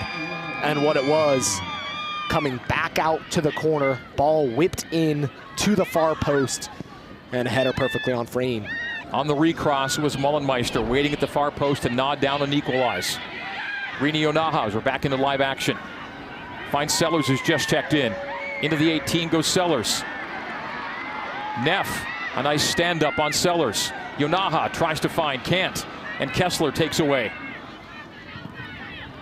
Cougs stunt the threat.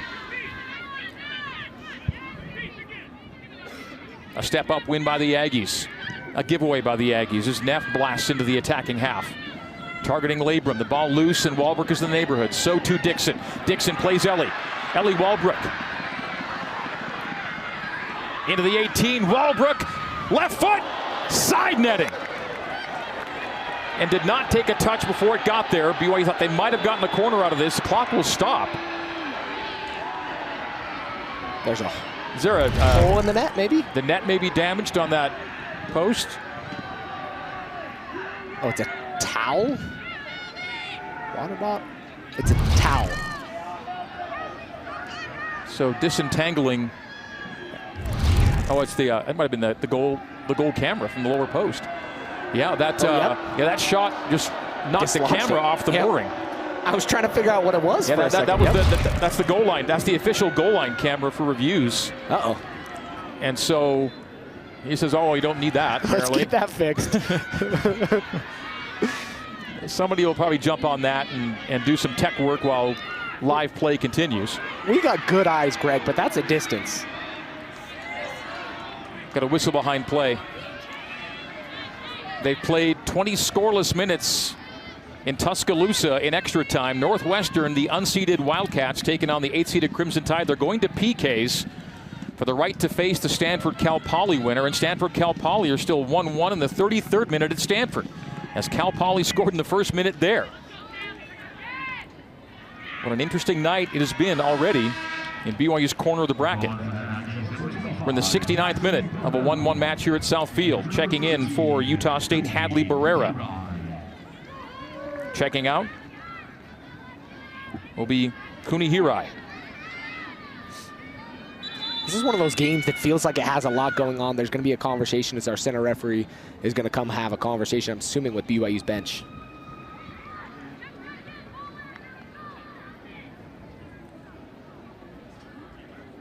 Topic of discussion, any speculation? I can hear it. Center referee's asking Coach Rockwood to move on from the penalty kick.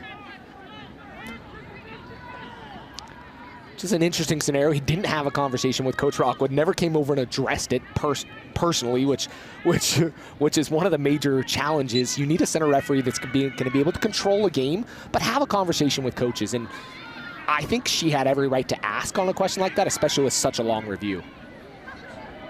Cougs attempting a counter. Dixon hoping to be a part of it in the neutral third. The layoff is Stratton. The find is Rustand. The play ahead by Dixon into touch. Soccer fans, you can get all the up-to-date information, including the scores we've been giving you tonight on the NCAA Women's Soccer Championship by logging on to ncaa.com. Look for the live bracket and follow along with us as we track action on night one of the Division I Women's Soccer Championship. BYU in the center circle with Micah Cromanhook. Cromanhook really hasn't been as active as she has in some games. Normally you're seeing her dribbling at defenders. Maybe being asked to do a little bit different tonight. Summers tried to bring it down. It does fall to Labrum. Dispossessed and then fouls. So a free kick for Utah State. Foul number 8 against BYU. It'll be 8-6, our new foul tally. 20 minutes to play here in Provo. If nothing is decided through 90, we go to golden goal extra time periods. 10 minutes each or until a goal is scored. Should they play 20 scoreless minutes, we then go to penalty kicks. And then you just have to start to think about the players' legs and what has happened for both sides. Utah State had to go through 4 games to win their championship. BYU only through 3. Cromanhook did get a ball to Walbrook at the halfway line, and she'll back line it. Frischnecht and Stratton, the center back mates combined, and now it's Rustand up the boundary. The play is lateral. The settle by Summers. Madden Summers finds Walbrook. Walbrook in turn tried to get it to Cromanhook. Interception, but Walbrook's going to win it back. Runs over Samantha Sellers, and a loose ball ricochet to Yonaha. Now it's Hendricks. Hendricks looking to create. Up the near side touchline. And hammers it deep. No trouble there for the BYU back line. Stratton to Peterson and back to Izzy. Cougars handled that very cleanly. Yeah, we really hadn't seen much of that, the up and over top from either side. Taylor Rath will collect it at the edge of the area with Ella Labrum in the neighborhood. Afton Perry will soon enter for head coach Jennifer Rockwood and BYU. Cromanhook almost won that ball away from Capriel Winder. It's off of Winder, much to her displeasure, and a BYU throw. All right, Kessler out and Perry in the midfield. That's just going to keep her legs fresh, give Kessler a moment to get some rest. Long throw, Cromanhook. One hopper to Summers, who chests down and finds Walbrook. When's Ellie's moment going to come? A block there, not at that moment. As Utah State simply drives into touch to relieve the pressure. Here in the 72nd, Neff whistles it into Walbrook. Got away from Ellie. Ellie gets it right back. Cougars on every ball right now. Really aggressive on the wins. Walbrook looking to the top of the 6, and a short hop handled well by Rath. With a Cougar attacker running into a field of vision that was Ella Labrum. And Rath's been good since coming out at the break. It was a lot closer than you thought. That short hop makes it difficult as a keeper to make a save like that. You can kind of feel the tension, Greg, starting to build, and the excitement from both teams as we get here late with 17-ish, just over 17 minutes to play. Back line for Kata Wilson. Kata Wilson made a brave stab on Mia Lopez in the area that was nearly called a penalty. After a long review, she was clear to the offense, and we played on. Sellers, the 6-footer, sizing up M&F at the edge of the area. Sellers shouldered well by Neff. The ball loose in the 18, collected by Peterson. Fabulous defense from BYU there, getting two players to converge, and you've got to defend around the 18. Coach Rockwood talks a lot about that, defending around the 18 and making sure that you don't give up opportunities. M&F's gone all the way for Jen Rockwood today, and she's been a real revelation at outside back late in the season. Nice shoulder charge there by Rustan to win for BYU. Plays off the Aggie for a Cougar throw. Nice work in close quarters by Ella Rustan. Her sister plays for a Utah Valley squad that leads Colorado 1-0 in Boulder right now late in the first half. And that's a big lead there with Colorado and their prolific offense, who tied BYU 2-2 here. Utah State had an opportunity, got away from them, and can BYU make them pay on the counter? Cromanhook ahead to Summers. A nice shield and go by Madden. Madden racing down the boundary. She's quick. She's got an edge on Wilson. Gets into the area and a slide into the byline for a corner.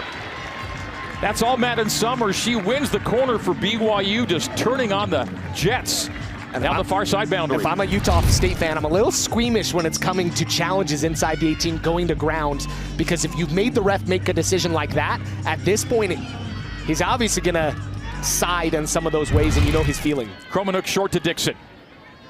Step over by Howley. Kept it. Oh, let it crawl over the paint. Just couldn't control on the byline.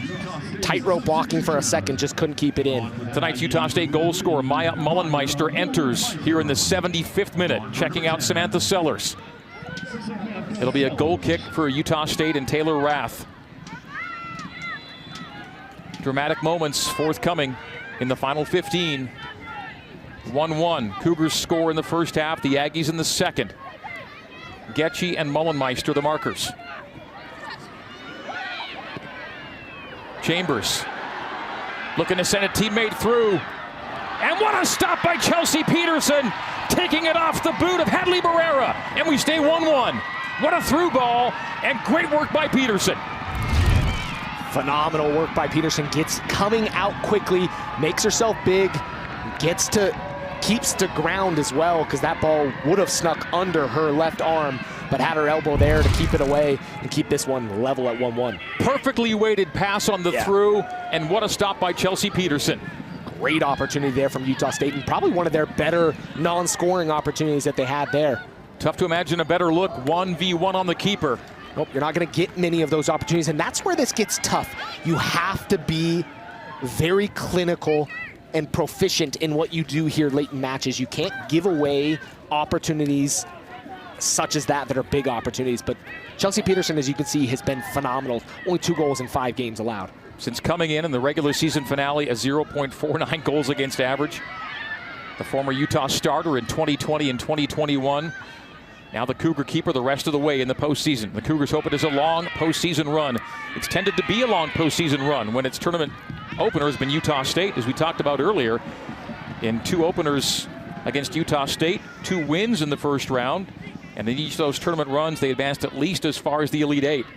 National quarterfinals in one year, 2012. National semifinals in the other, 2023. 77th minute. Both these teams pretty evenly matched in the way they're playing. You can kind of see it, a little bit of a back and forth movement. BYU's played in these games where it's been back and forth, but they're going to have to lock down. Mullenmeister, central, Hendricks. Hendricks hounded by Dixon. Hendricks has Hallie trailing her to the touchline. Neff will now pick her up. Will there be a cross coming? Nothing. It's a weak ball over the byline. But took a deflection. The clock will stop on substitution. Clock will stop, and we will have a corner. Did take a touch. Yeah, Landon, took a touch so off BYU corner. Pardon me, a Utah State corner on the BYU touch. All right, subs. Wirtz in, Hendricks out for Utah State. Madden Summers exits for BYU. Kessler back in. Yonaha over the ball with Capril Winder as a short option. Corner number 2 for USU. It's played outside the area. Chambers. High and wide. She's going to want that one back. Had to rush her shot, and that took it well wide. One of the interesting things we've seen, Greg, both teams have kind of played with the training ground opportunities off corners. Both teams have done that exact kind of play, getting something short or across the 18 and having a player take a shot. Freeman did it earlier for BYU. Utah State has not won a game this year when conceding first. They're 0-5 when allowing the first goal, and BYU did score the first goal tonight. The Aggies equalized in the second half. It takes us to the 78th of a 1-1 match. The winner to face UCLA or Pepperdine next weekend, somewhere in the West. A nice win by the Aggies. It's now Yonaha in the center circle. Ahead, Barrera. Looking to go through to Mullenmeister. A nice boot-to-boot play by BYU. Chelsea Peterson alert and plays away. Neff did a good job to get back in position and play it back to our keeper.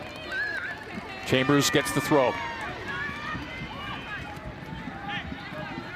Stanford has taken a 2-1 lead in the 43rd minute now they play in the Bay Area.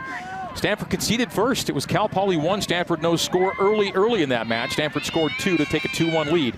Should the Cardinal win tonight, they will host BYU or Utah State next weekend at that venue. But it'll be BYU or Utah State against either UCLA or Pepperdine at Stanford. Stanford Cal Poly winner gets Northwestern Alabama's survivor, and that game's gone to penalty kicks. Ellie Walbrook in the attacking half, lays off Croman Hook. Is there a late winner for BYU? Utah State would love to be the team with 2 second-half goals to find the late result, as BYU so rarely loses games when leading at halftime.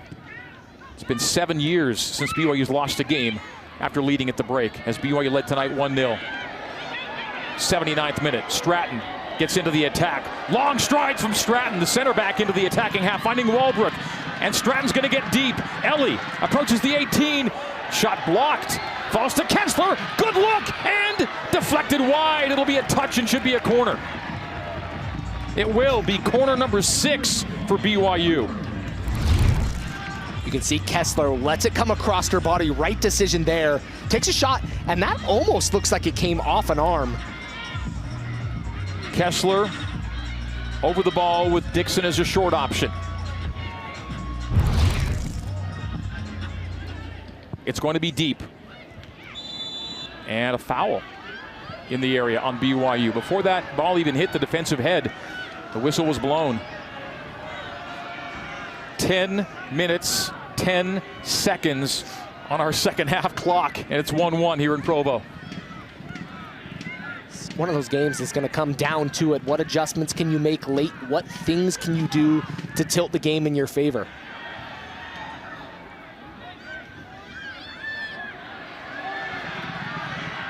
Defender to keeper, and then another miss-hit. Rath blasting to touch, and for not the first time tonight. No.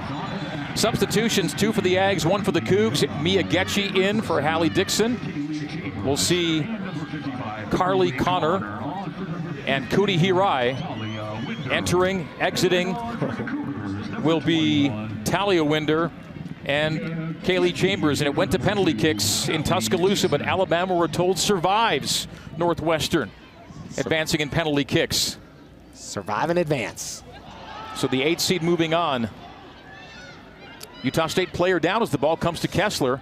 It's a play on, and now it'll be blasted into touch. This is where the grass, the dew, the moisture, and it gets pretty moist on this field, and players are going to go down in scenarios like that. She's going to walk it off. Mullenmeister back to her feet. She scored the goal that put us at 1-1. We have under 10 minutes to play. The clock stops on the injury stoppage. Colorado equalizes against Utah Valley late in the first half in Boulder, by the way. Ooh, a shield on the byline, and Mia Getchie was in the neighborhood. And on the receiving end was Kata Wilson on that byline. As a center back, sometimes when you've played a full game, you've had players come off and come back on. Those are tough scenarios, and sometimes you just lay there for a second because you're just gassed and you need that moment, but it takes a toll on your body. Loose ball collection by Stratton. Stratton into the attack again. Doesn't take long for her to get deep into the closing third. Those long legs and just the speed she possesses is incredible. Mullenmeister at the halfway line. No one home, way too heavy. Not the idea there. 82nd minute. And Utah State became a little bit more effective with their possession in the last 10, 15 minutes, and they've gone away from it maybe in the last 2 or 3. Walbert chest down in front of Kata Wilson. Wilson wins away from Walbrook. Gave away after gaining possession for the visitors. Wilson blasted into a BYU player. Neff tugs down Kata Wilson. Flag up and foul. Foul number 10 against BYU to 7 for Utah State. It'll be a free kick for the Aggies in their defensive half. Both teams left flabbergasted, wondering why the foul was called on them, but it's one of those scenarios where, you know, when you tug on an arm, pretty quickly you're going to be called for the foul. BYU led 1-0 at the break. BYU 9-0-2 this year, leading at halftime. Utah State without a win when trailing at the break. 0-3 this year when down at half. Getchie, nice shield and turn. Comes central, has Kessler, didn't get to her. Utah State on the intercept. Winder. Targets targets Kuni Hirai, who falls down, gets up, and now tracks down Perry. Neff avoids Hirai.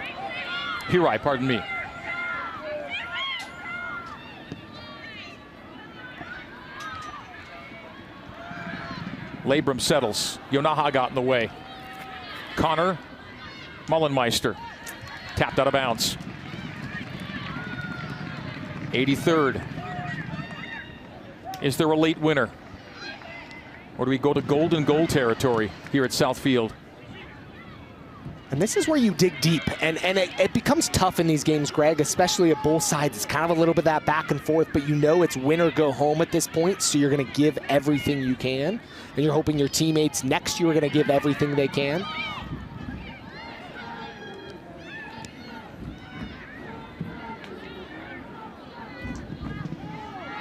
Not a ton of space. Every ball so tightly checked right now.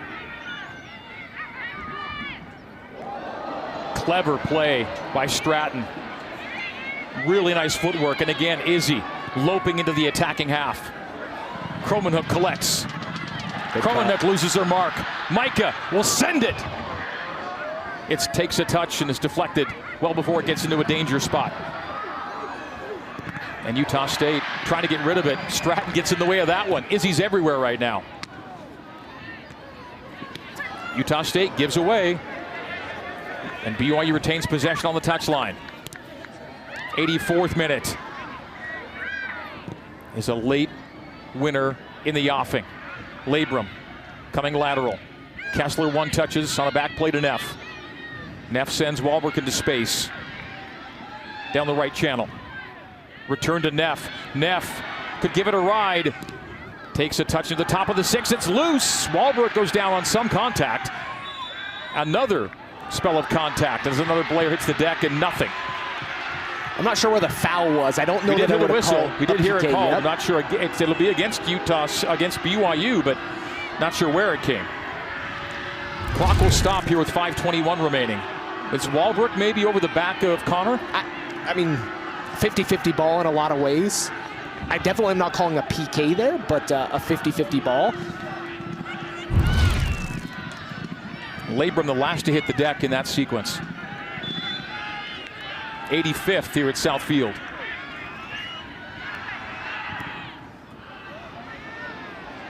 Rath jettisons it, but right to a BYU boot.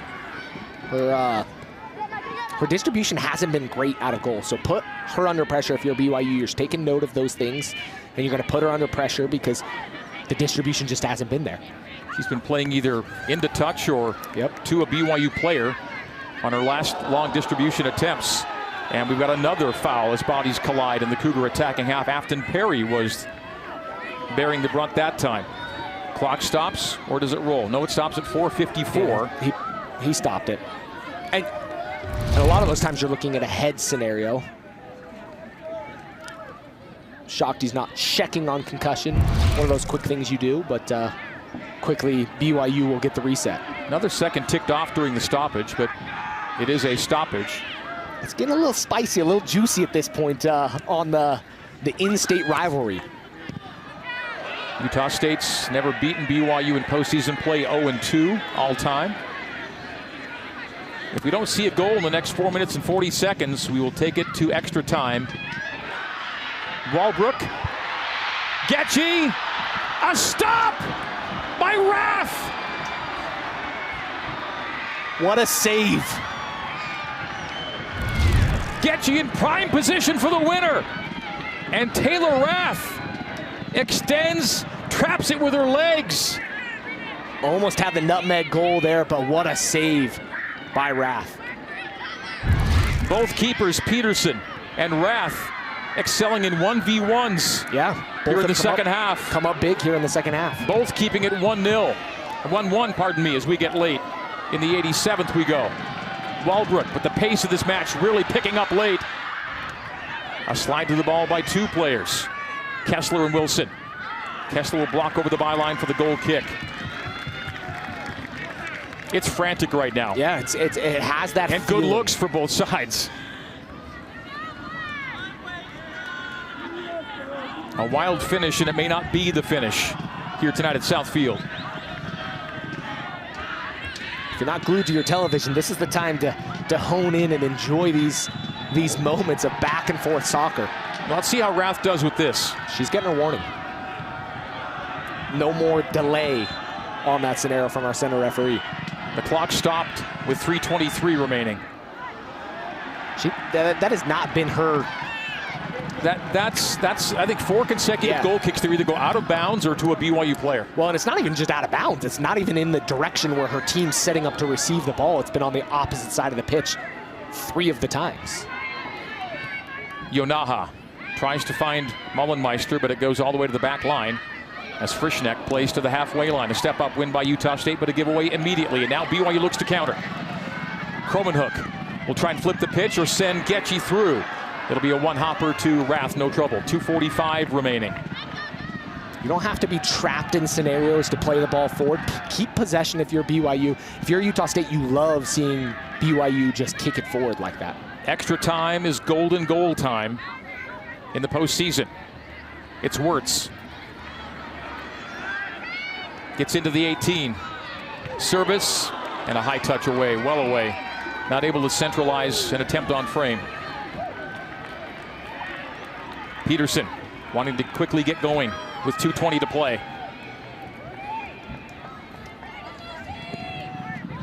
You're almost down to counting touches on the ball. Yep. As we approach 90 minutes. Cromanhook. Kessler Cougs threatening late. It's far post. It's volleyed wide. Those are the opportunities you dream of. Ball coming to your foot, to your strong foot on that right side as the ball is placed in. It's floating a little long. And just the opportunity for Ella Labrum. A shin. Just didn't hit it clean. Nope. And those are tough. I mean, it's a wonder goal. It's a wonder goal if you score. Yeah. Exactly right, yeah. But those are the moments you're going to look for here late in the game. You can't squander opportunities. And another, this one, although it's popped over the head of Yonaha, it's another goal kick directly into touch. I don't know if they're seeing something and having her distribute wide instead of up the pitch, but they're really not even giving them a chance to win that first ball. It's not working. 90 seconds remain. Cromanhook looking to make something happen. A slide tackle into touch. 122. BYU keeping it in the final third. Is there an Ellie Walbrook moment ahead? Perry knocks it out of the air, finds an open MNF. MNF looks down the barrel, and she's going to send it, and a clean catch and keeps it in play. Does Rath. It looked a little closer on frame from our vantage point, but not a bad look. MNF gave it a ride to the right side, and the catch by Rath. It doesn't have to be smooth like butter. It just has to go in, right? It's a loose ball to Walbrook. Nobody went to the ball. Ellie collects. Ellie's into the final third. Walbrook comes central. A poke to Getchy. Getchy warded off of the 18, outside of the area. Service from the left, on the floor. It's loose and not yet cleared. And finally, Utah State relieves the pressure. 25 seconds remain. The Cougs are going to get the last meaningful touches here in regulation, it would appear. Lofted into the area. Defensive header clear. Settled by Utah State. And oh my goodness, they've given BYU a corner with 10 seconds to go. Get everybody forward. Are we going to see the most dramatic of finishes? Service blocked. We will not see a late winner. We are going to extra time. It is golden goal time here at Southfield through 90 scintillating minutes. It's 1-1 BYU and Utah State. We're going to extra time after this through 90. Cougars won, Aggies won. Extra time, golden goals in play next on ESPN. Mia Getchy for BYU in the 19th. Maya Mullenmeister for Utah State in the 53rd. Takes us to extra time. 1-1. Both of these teams have played overtime games in their conference tournaments, and these were golden goal scenarios.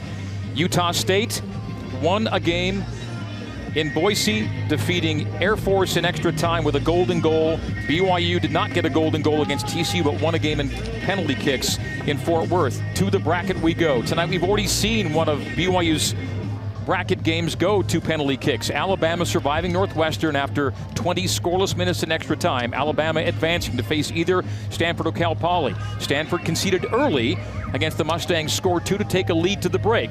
UCLA Pepperdine play tomorrow. They get the survivor of tonight's game. And tonight's game is going to extra time. We'll play a maximum of 2 10-minute periods or until a goal is scored. Yes, it is golden goal in the postseason. So if we see a goal in overtime, we've got a winner. If not, we go to penalty kicks. The game would officially go as a draw, then decided in penalty kicks. That was the case for BYU against TCU. 2-2 through extra time, and the Cougs advance on penalty kicks. So there are your rules in postseason overtime. And this is where it becomes tough. You look at this, especially since the NCAA changed their ruling and you don't play extra time games in the season, it's really a tournament only scenario. So you don't have that experience in saying we've done this before this season unless you had that happen in the tournament like Utah State had against Air Force. They won in the 97th minutes. BYU hasn't had that moment. So it becomes a challenge. That's where you need to get the crowd into things. If you're BYU, you need to keep doing what you're doing. From the Utah State side, they need to get back to where they were when they scored the goal because they were really efficient for a moment. Both teams have had their opportunities. Both keepers have come up big. Yeah, been excellent in the second half. Well, it is that time of year when practices include a penalty kick session. You get into November, you make sure you're working on your PKs. Will it get to that? We have 20 minutes of action to find out.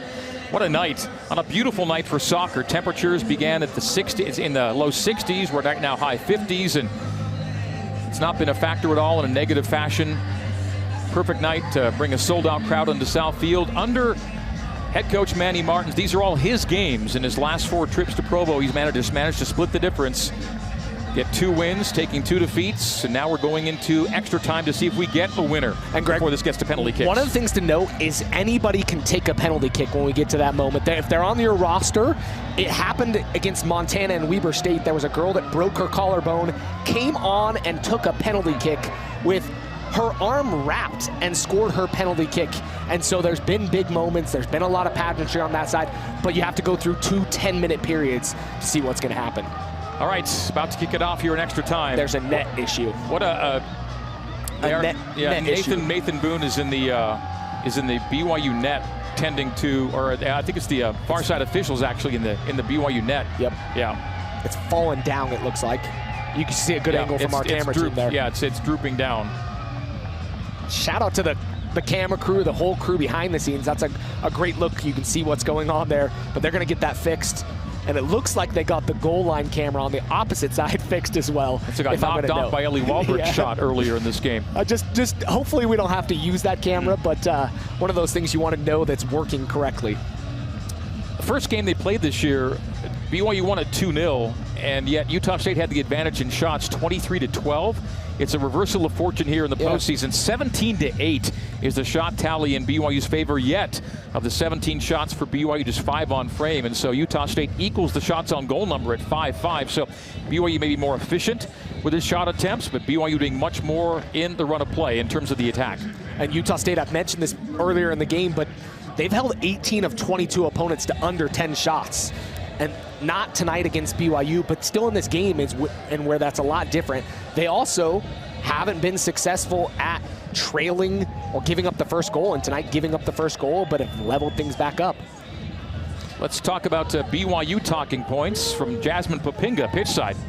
Coach Rockwood's main message was that they need to get this ball in the back of the net. They need to trust the process and continue this relentless energy, this togetherness, and then you can find their success again, Greg. Thank you, Jasmine. Again, BYU and Utah State both playing their second extra time game of the postseason. Aggies managed to find a golden goal winner. BYU saw its overtime experience go to penalty kicks in Fort Worth, but BYU was successful in knocking off the Horned Frogs on their home pitch as the 1 seed. BYU then defeated Baylor, which was to host the tournament championship game, and Baylor did indeed host that match, but without the home team taking part thanks to BYU. And then BYU, as the 8 seed, beat the 7 seed Kansas. Yes, it was 8 versus 7 for the Big 12 tourney title. And this was a Kansas team that won the whole thing as a 6 seed last year. So it's anything can happen territory. You call them 2 underdogs being in that point, but both were capable of being in that championship game. Didn't have the regular seasons that they needed to, but were effective in the tournaments. And I think Kansas was up as we see the zip ties being put on. I believe Kansas was up 3-1 when I last looked. So the other netminders have taken care of business there, and we are underway. Utah State will be going left to right as you see it. BYU defends the goal to your right and comes right to left. BYU did win the coin toss to choose this direction, and I think they're choosing this direction because they're attacking in a bigger student section. Yonaha.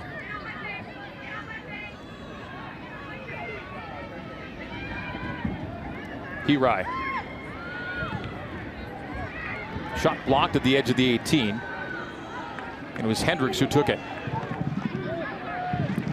Connor lays off Yonaha.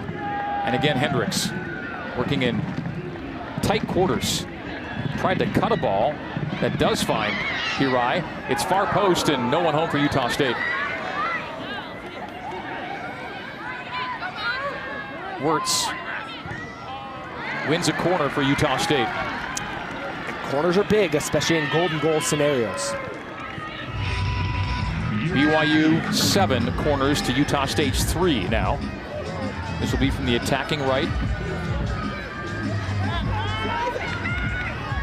Capriel Winder and Rene Yonaha will be in the neighborhood. Now Winder will drop it for Yonaha. Keep an eye on the top of the 6 as we've seen a couple plays go to the top of the 6. Excuse me, the top of the 18. Short and angled. A shot just over the crossbar. Didn't dip enough. Chelsea Peterson, a good eye on it. Both their teams are trying to pull a rabbit out of the hat, take things from the training grounds into these games, and we've seen it on set pieces all night long. Both teams kind of playing a chess match up there. Kata Wilson slipped as she took that shot. It sailed just over the woodwork.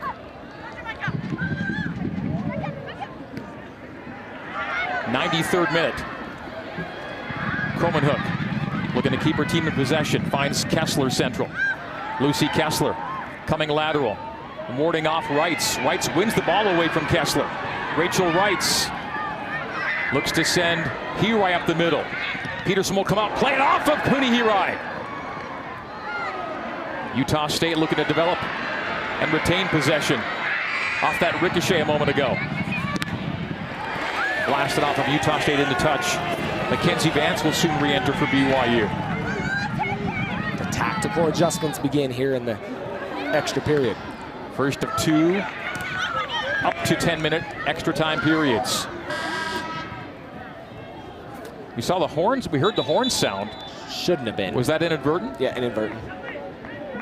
They're going to say the horn should have been sounded earlier. He's not trying to let that sub happen, but he's going to. He's going to grant the substitution of Vance for Labrum. Here in the 94th, the clock is stopped. The inadvertent horn happens in all sporting events at some point. It will be a BYU throw. For the right to move on to face UCLA or Pepperdine next weekend at a site to be determined. Most likely Stanford.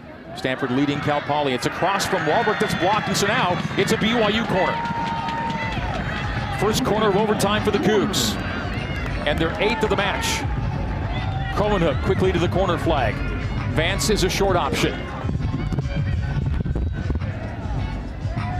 Kromenhoek. This is going to be swung in. Drops her right arm, right-footed in-swinger. Floats to the top of the 6, a punch. As Rath came out, Kessler collects, finds Perry. Perry a look, keeps it on the floor instead. Taken away from Frischnecht. Never quite squared for a shot.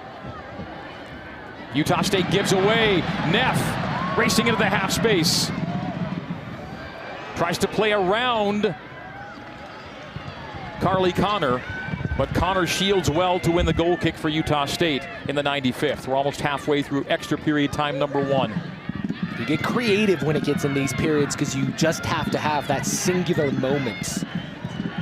But maybe keeping possession in that scenario would probably be the better option for BYU. Utah State, another misplay. It's just not there. It's that time it wasn't directly off Rath. They wanted to give someone else a look, but again they played into touch. Wahlberg's going to settle at the top of the 18, trying to find a turn that's not there. A tight space pass, service, and a catch by Rath. See what her distribution looks like. She's been warned already. Utah State, just far too many miscues on distribution plays. That's played more down the pitch, and yet still finds BYU possession. Utah State's had a real tough time keeping possession off of goal kicks and punts. But to win a PK shootout like she did, she's pretty unflappable, but it's been interesting because her distribution just has not been there tonight. Cougar center backs deal well at the top of the 18 with that look from the Aggies. Rustan's going to back check.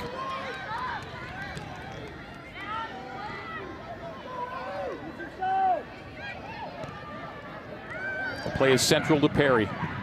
Perry's going to switch the pitch and try and find Vance, but it's over Vance's outstretched leg into touch for a Utah State throw. Good idea. The idea was right there coming to the far side. The ball was played just a little higher. If you would have played that more on a lower line, I think it would have been easier to settle. Stanford's taken a 3-1 lead against Cal Poly. Stanford, if that result holds, will host next weekend. And host one of these two teams we're watching tonight. Utah State or BYU. Wirtz plays toward the byline. Kuni Hirai got a touch to it there. Hits the deck, and BYU plays away off the Utah State loss of possession near the end line. Not a lot of times do you want to be dribbling right in front of your net inside the 6. But Izzy, very confident in her dribbling skills, able to get BYU out of pressure. It's Kessler into the attacking half. Finds Cromanhook. No, does not. Couldn't catch up to it. Stoppage for a substitution. Maya Mullenmeister, who equalized here in the second half, takes out Tess Wertz. We're in the 97th minute. The 7th minute of the first extra time period. Golden goal in effect. Utah State won at this point against Air Force in the semis. Rini Yonaha is down, maybe stretching out a calf cramp. Yep. And this is where it gets tough. I mean, I mentioned it, 4 games in 10 days. BYU to 3 in 7. So you start to have legs that are just not fresh.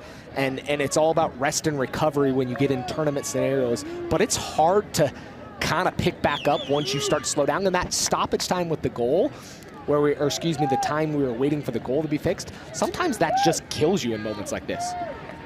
Yonaha, who's involved in that extra time winner against Air Force. It was 96 minutes and 10 seconds in when Wright scored from Yonaha. We're 96 minutes and 31 seconds in here tonight as Yonaha leaves the match.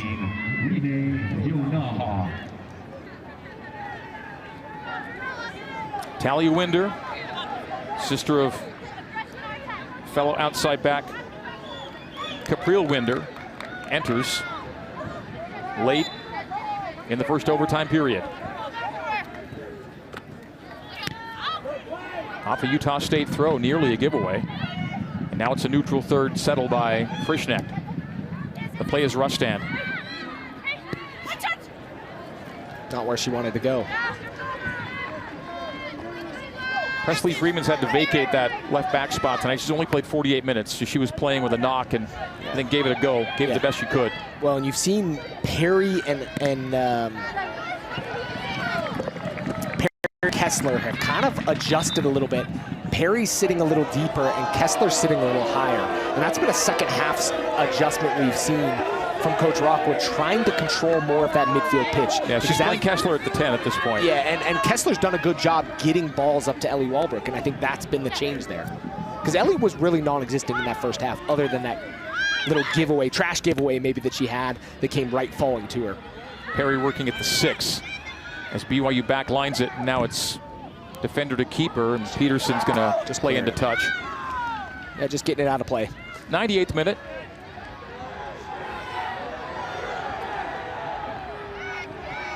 Teams will switch sides of the pitch. We'll do 10 more if nothing is found here in the next few. And that's another boot-to-boot play. Rath will handle. Pressure from BYU as Getchy applies some heat. Cougs will always make defenders have to keep their head on a swivel. BYU gets a restart on the throw. Final 2 minutes of the first 10-minute extra time period. Header clear, but only as far as Kessler pops it up. Trying to Utah State plays away. Trying to get it over to Vance, it looked like. Not enough on it. It's Perry. Neff. BYU inching toward the final third. Now it's Vance. Outside of her boot, flick to Neff. Neff keeps it in play on the touchline. The play to Perry, and Kuni Hirai wins away for Utah State. Hirai brought down as she conveys it to Hadley Barrera. It'll be a foul, and a card comes out for the first time tonight. It'll be against Afton Perry. That's the right call there, professional foul. So Perry sees yellow and goes in the book here in the 99th minute. We'll see what brought the card out from Nathan Boone. As she pulled her from that, pulled on that left arm, pulled her down. Ended the counterattack. It's the definition of a professional foul.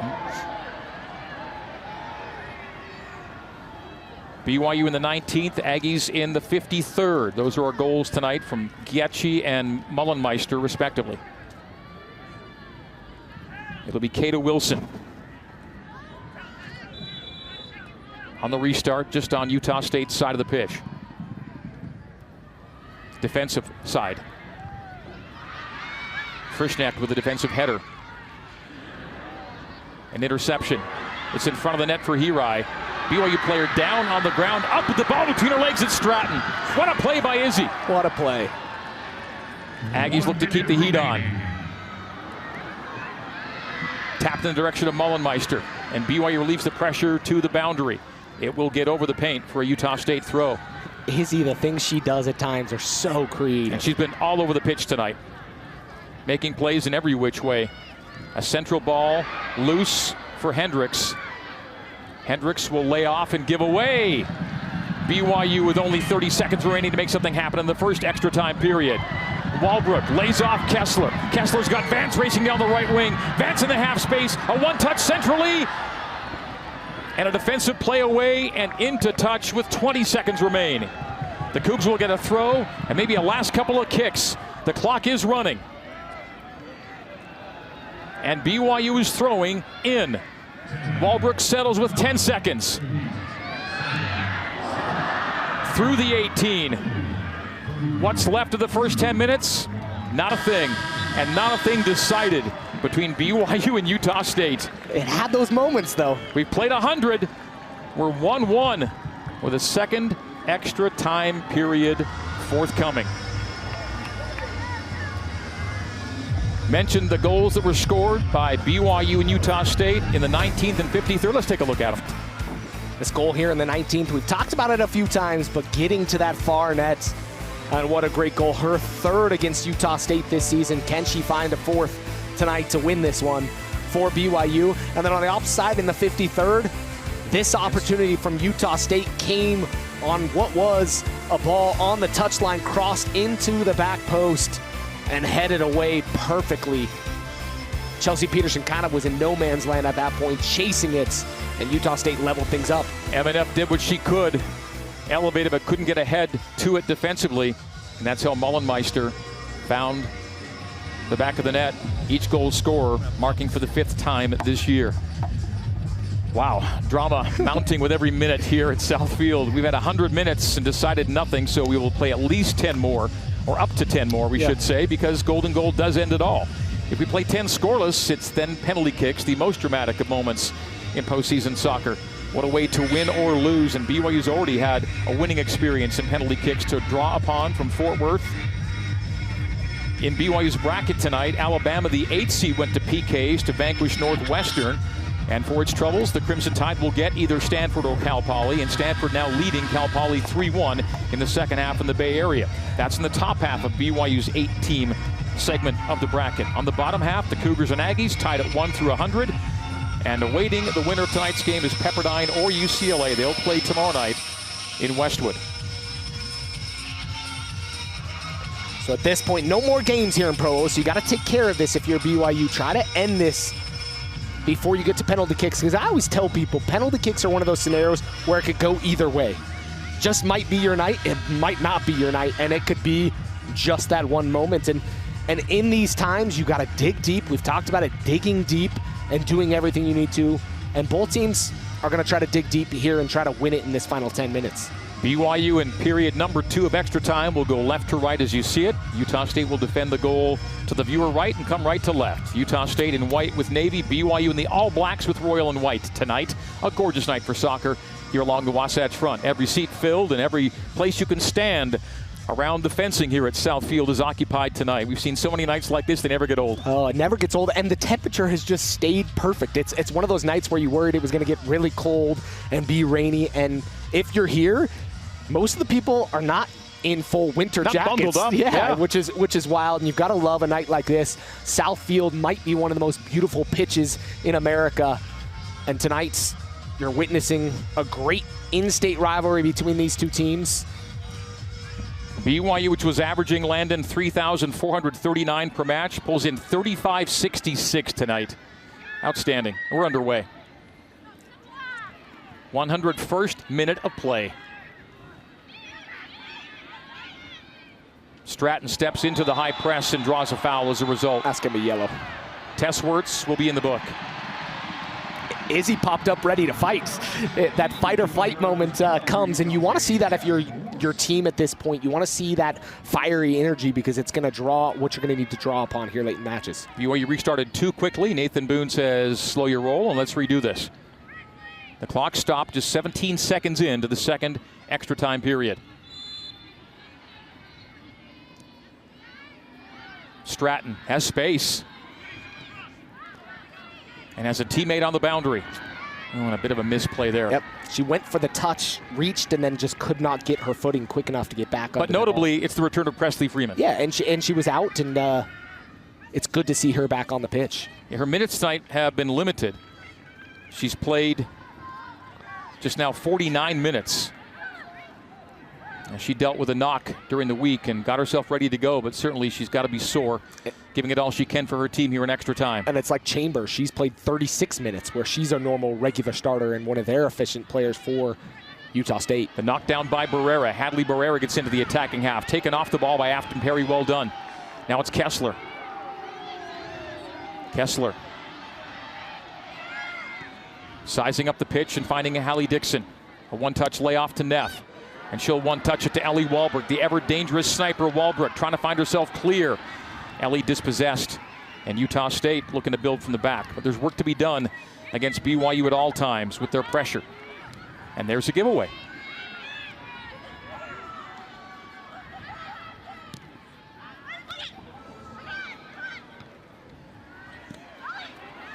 Walbrook, pass intercepted.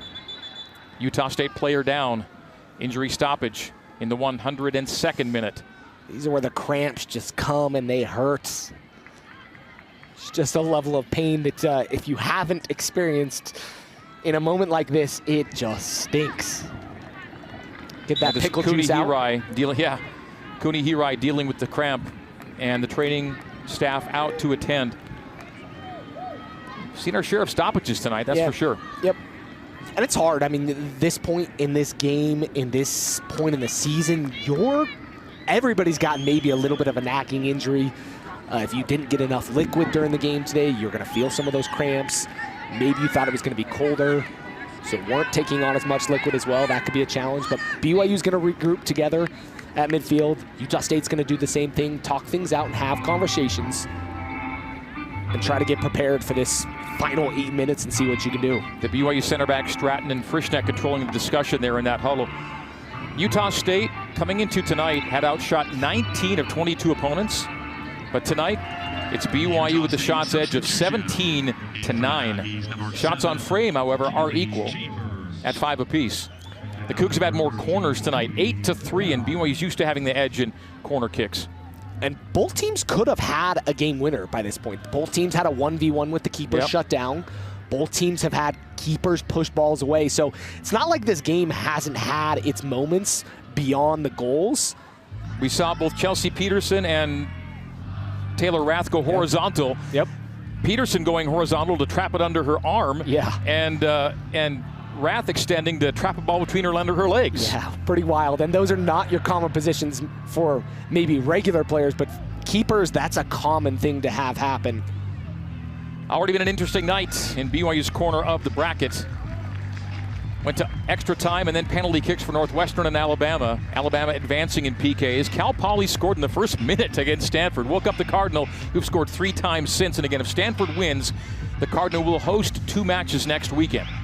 BYU Utah State has taken us into the 102nd minute in a 1-1 game as they're going to help off Cooney Hirai. And then tonight's winner will be playing Pepperdine or UCLA. And if the Stanford result holds, it'll be played at Stanford next weekend. This is going to ramp up. We're going to see some high voltage moments, some intense moments. It's going to pick up the temperature for everybody. Temperature's going to rise. It's going to feel like you're in Laie again. Not in Provo, Greg. Come on, we're warm. Chambers in for Hirai, by the way. Kaylee Chambers back into the fray. Utah State too deep on the attempt, and Stratton's going to step into it and get it toward the neutral third to Labrum. Labrum wards off a mark and finds Dixon. Dixon conveys to Kessler. The 1-2 return to Dixon. Hallie Dixon into the closing third. Dixon into the 18. Hallie's got a look, and Hallie plays it into the midst, reaching above her head to secure it and snag it is Taylor Rath, and keeps us 1-1. That possession was the moment there from BYU, getting the ball wide, whipping it into the box, and you don't mind her taking a shot. I don't know that she per se was trying to put that just on frame, maybe getting that in towards Ellie Walbrook, but nonetheless an opportunity for BYU. The speed of Hallie Dixon paying off, getting herself deep into the area before playing it toward keep and reaching high. to get mitts on it was Rath. We're in the 103rd minute.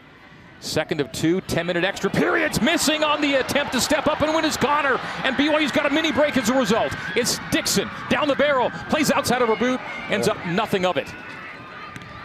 But there's Neff stepping up to pinch and win. Neff finds Labrum open left side. Tees up Kessler. A re-tee to Labrum at the edge of the area. Will there be service from Labrum? It's a battle for the ball on the byline. It's a corner for BYU. From the attacking left, the corner will come. It is corner number 9. Is this the one that finds home and ends this match for BYU? 104th minute.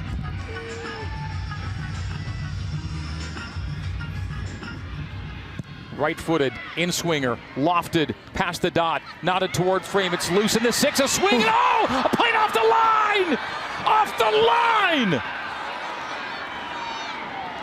BYU nearly ends it. But Utah State extends it. And Emma Neff racing into the attacking half to force a play out. Wow, what an opportunity there from Ellie. Space for Kessler.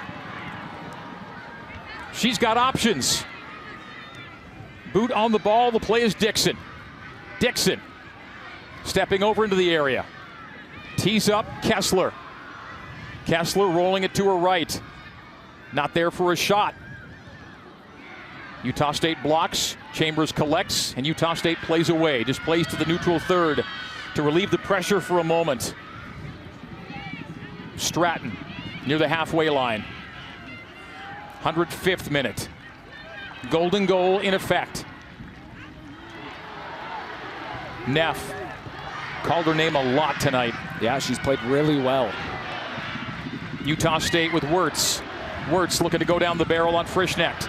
Coming to overlap is Hendricks. And that's just a... She saw Chelsea Peterson off her line. Attempt from distance and took a deflection and out. Clock will stop. Substitution, Samantha Sellers. Moments ago, the game nearly over. Ellie Walbrook had beaten the keeper and could not beat the defender on the line. And that was Carly Connor saving the game for Utah State. Save there. You don't have a player on the line there, and that game's over, and Ellie wins it for BYU. But my goodness, Carly Connor. Sofonia. Barrera, bodied by Perry. Wards are off. Finds Sellers. Sellers plays far post, and falling to her right to make the clean stop is Peterson. Nobody on the other end of that for Utah State, but was played far post, forcing the stop by Peterson. That looks way better from that angle. My goodness, a great opportunity there from Utah State as well. And Wirtz was lurking. 106th minute, 4 minutes and change remaining. Freeman on the floor, Dixon. Dixon's been impactful tonight. There's Hallie, gives it a ride, off the crossbar, nearly over again! A play back toward Freeman, Utah State just trying to stay alive right now. BYU applying all the pressure. A play off the line, a crossbar, and now Stratton. A stab away from Stratton. Now a race for the ball. BYU will get the throw in the 107th.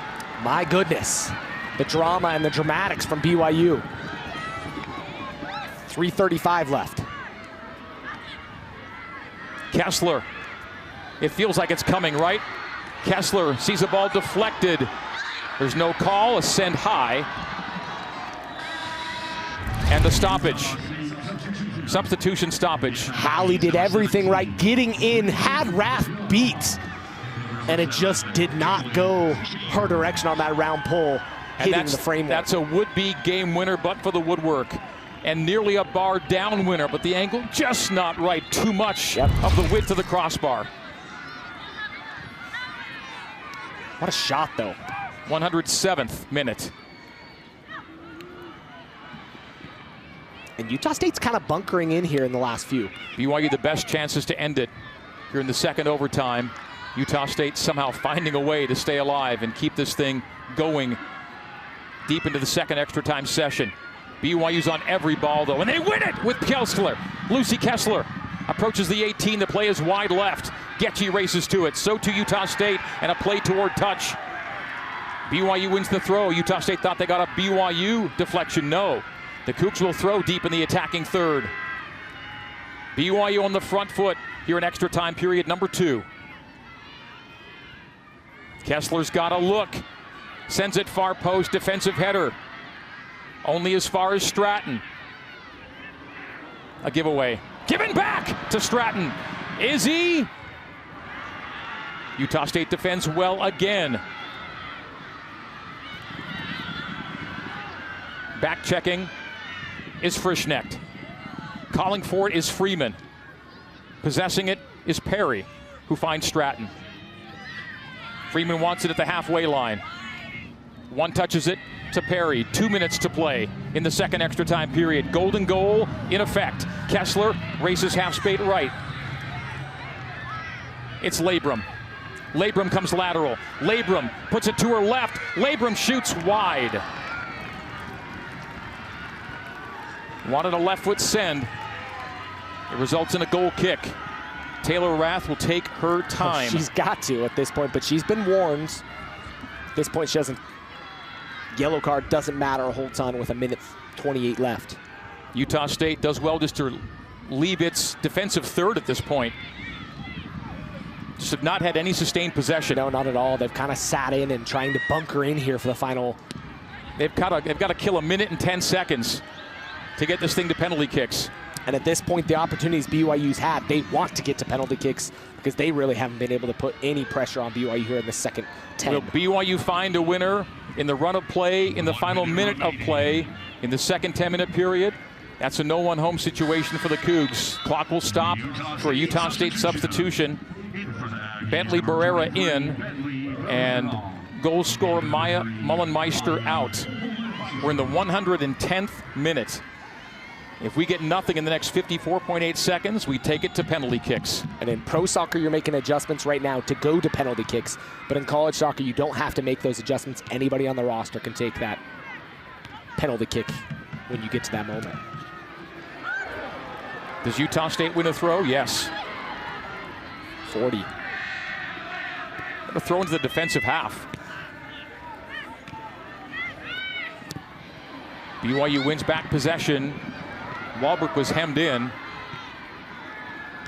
Looking to get it back. They won't find her. Wrights will chest down with 20 seconds plus remaining. Utah State just cannot get rid of the ball out of its defensive half. Now we're going to see a tug. It's a play on for the time being, and now it'll be a foul, and that may end it in terms of BYU's opportunities in extra time.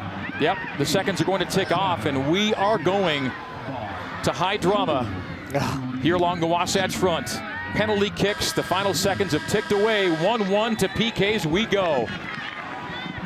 110 minutes, not enough to decide a winner at Southfield. We saw Alabama and Northwestern in BYU's 8-team corner of the bracket go to penalty kicks. The seeded team survived there. Can the seeded team survive here? It is 1-1 through 110 minutes, and we are going into PKs. BYU defeated TCU in penalty kicks in Fort Worth last week to advance in the Big 12 tournament. Utah State did not need to go to PKs, but got an overtime winner against Air Force in the Mountain West tournament. Now we go to the spot. And this is where all the drama comes, Greg. You've watched 110 minutes of back and forth soccer, both teams getting shots on goal, opportunities. BYU almost won it twice in the second 10-minute overtime, but now it comes down to the spots. And what can you do from the spots? You got 5 shooters. What is going to happen? And both sides are going to rely on their keepers. You're going to look at Chelsea Peterson, and you're going to look at Taylor Rath and go, can you come up big? Can you save one PK? And a lot of times if you can defend one or stop one or not concede one on that, you give your team a little bit of extra hope. Tonight's survivor advances. Technically, this game is already a draw. It'll go in the record books as a tie for both BYU and Utah State. but one team will advance from the spot. But officially, a tie. BYU did have a lead at halftime, so officially BYU extends its unbeaten streak when leading at halftime to 84 matches. 76-0-8, technically not a loss, although only one team will advance from the spot tonight. That team will be an advancer in a draw officially in the record books. The only time you get a true winner in PKs comes in the national championship game, where if you lose there, you've lost to a winner, and that is when it does not go in the books as a draw, but as an actual win. It's one of those unique record book things, but kind of a weird thing, just like hitting the crossbar is not a shot on goal. Right. And it feels wrong saying that because BYU had that shot from Hallie Dixon that rocked the woodwork there. And if BYU doesn't end up advancing, they will look back at the two opportunities they had in the extra session, including the crossbar. The other, a play off the line. Ellie Wahlberg has a game winner. She beats the keeper, but does not beat the outside back, Carly Connor, who was parked inside the post and played it off the line. She did everything she needed to. Both players did everything they needed to defend and to get that game winner, but just didn't happen. And now you come down to the dramatics. And no one likes this because this is one of those moments, like I said, it feels like a coin toss who's going to win. BYU is on the front foot. It could all change in a quick penalty. And we're going to be going towards the student section, which I think is a notable thing when you look at it from this side, because you're going into that wall of students down there, and that makes it a little bit more difficult as a Utah State shooter. Players getting their official instructions and also their final moments of thought. A deep breath there by the Aggie players. It's time to exhale and do your best from 12 yards away. The ball's been placed on the spot. Referee Nathan Boone presiding over penalty kicks here in Provo. The survivor, and yep, you're surviving at this point. The survivor faces UCLA or Pepperdine next weekend, most likely at Stanford. It'll be Taylor Rath between the pipes for Utah State, Chelsea Peterson for BYU, a pair of double zeros who've kept ones on the board through 110 minutes. Taking deep breaths, getting yourself where you need to be, and this is tough as a keeper because you're relied on to be there every moment. The pressure's on a PK taker, but you come up once and then you go back to your team. As a PK, as a keeper, you're standing on your line, staying on your line, and trying to spend those moments. The last game Utah State played to get to this spot ended this way, didn't it? In Boise. Yeah. And it's tough. I mean, you could have made one in that game and miss one here. And you know, it's here and now. Survive and advance. Mackenzie Vance will look to help BYU survive and advance. It's Mackenzie taking the slow stride to the spot. She will be the first to shoot. She is the lone senior on this squad.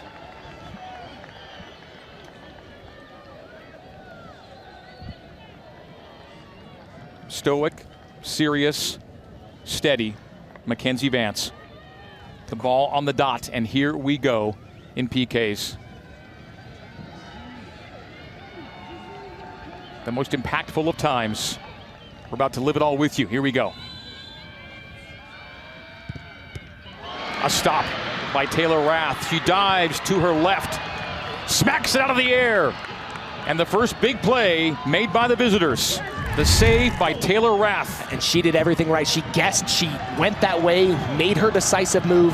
And Mackenzie Vance, not a bad penalty kick. Put it in a good spot that normally could make it. Maybe didn't have enough pace there, but Rath came up big for Utah State, and that's a big start to a penalty kick shootout. It'll be Rachel Wrights.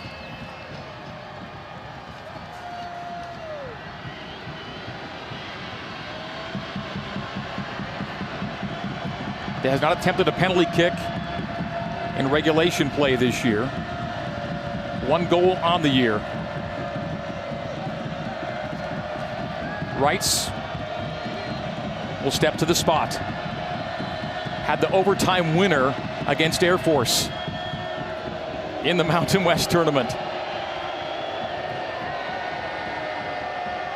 Wrights making very sure, receiving a speed up from Nathan Boone. Chelsea Peterson dancing on her line. Wrights. Dead to Wrights. inside the left post. Utah State, the first scorer in extra time.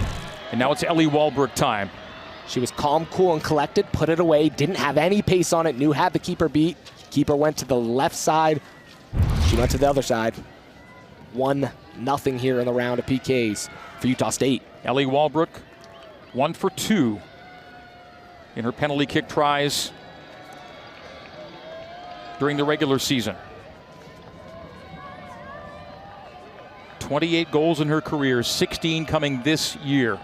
Walbrook to square it in round 2.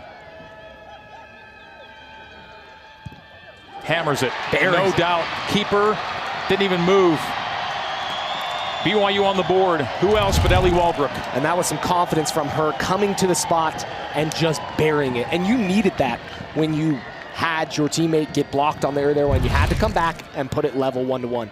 Now you're hoping Peterson can come up big for you if you're BYU. If you're Utah State, keep your foot on the gas. Tess Wertz, no penalty kick attempts in the regular season. 5 goals on the year.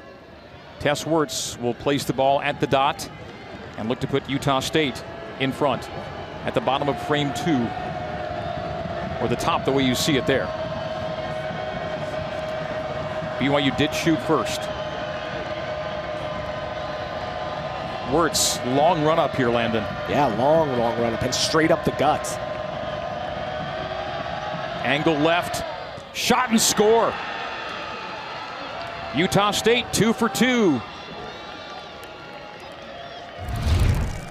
Izzy Stratton will next shoot as we see the replay of the goal that makes it 2-1 in PKs.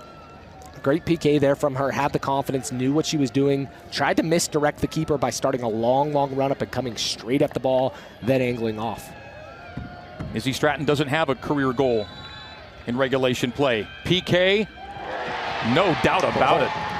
What a shot by Izzy Stratton. The center back comes up and just rips the back netting.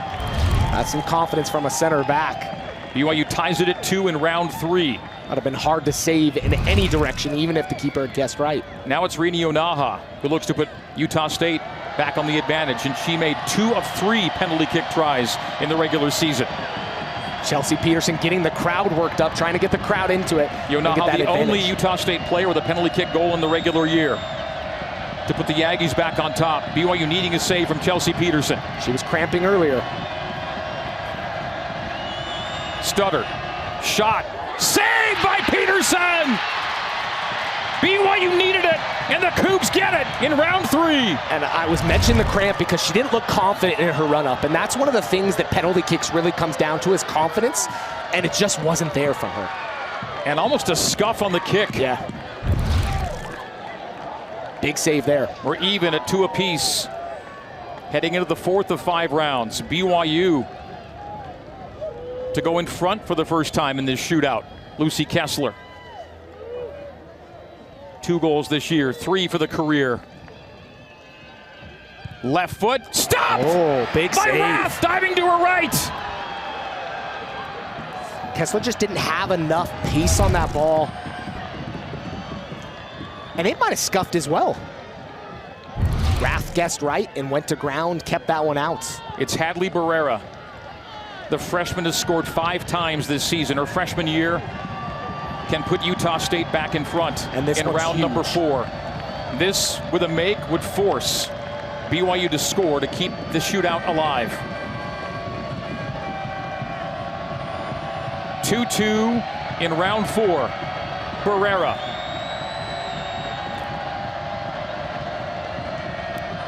Cleared by Nathan Boone.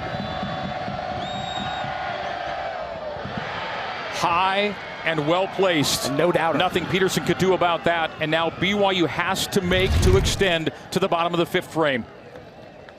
And it will be Micah Kromenhoek, who is yet to score this year. No more important time to find the back of the net. It's do or die for the Cougs. If this does not find the back of the net, Utah State advances in penalty kicks.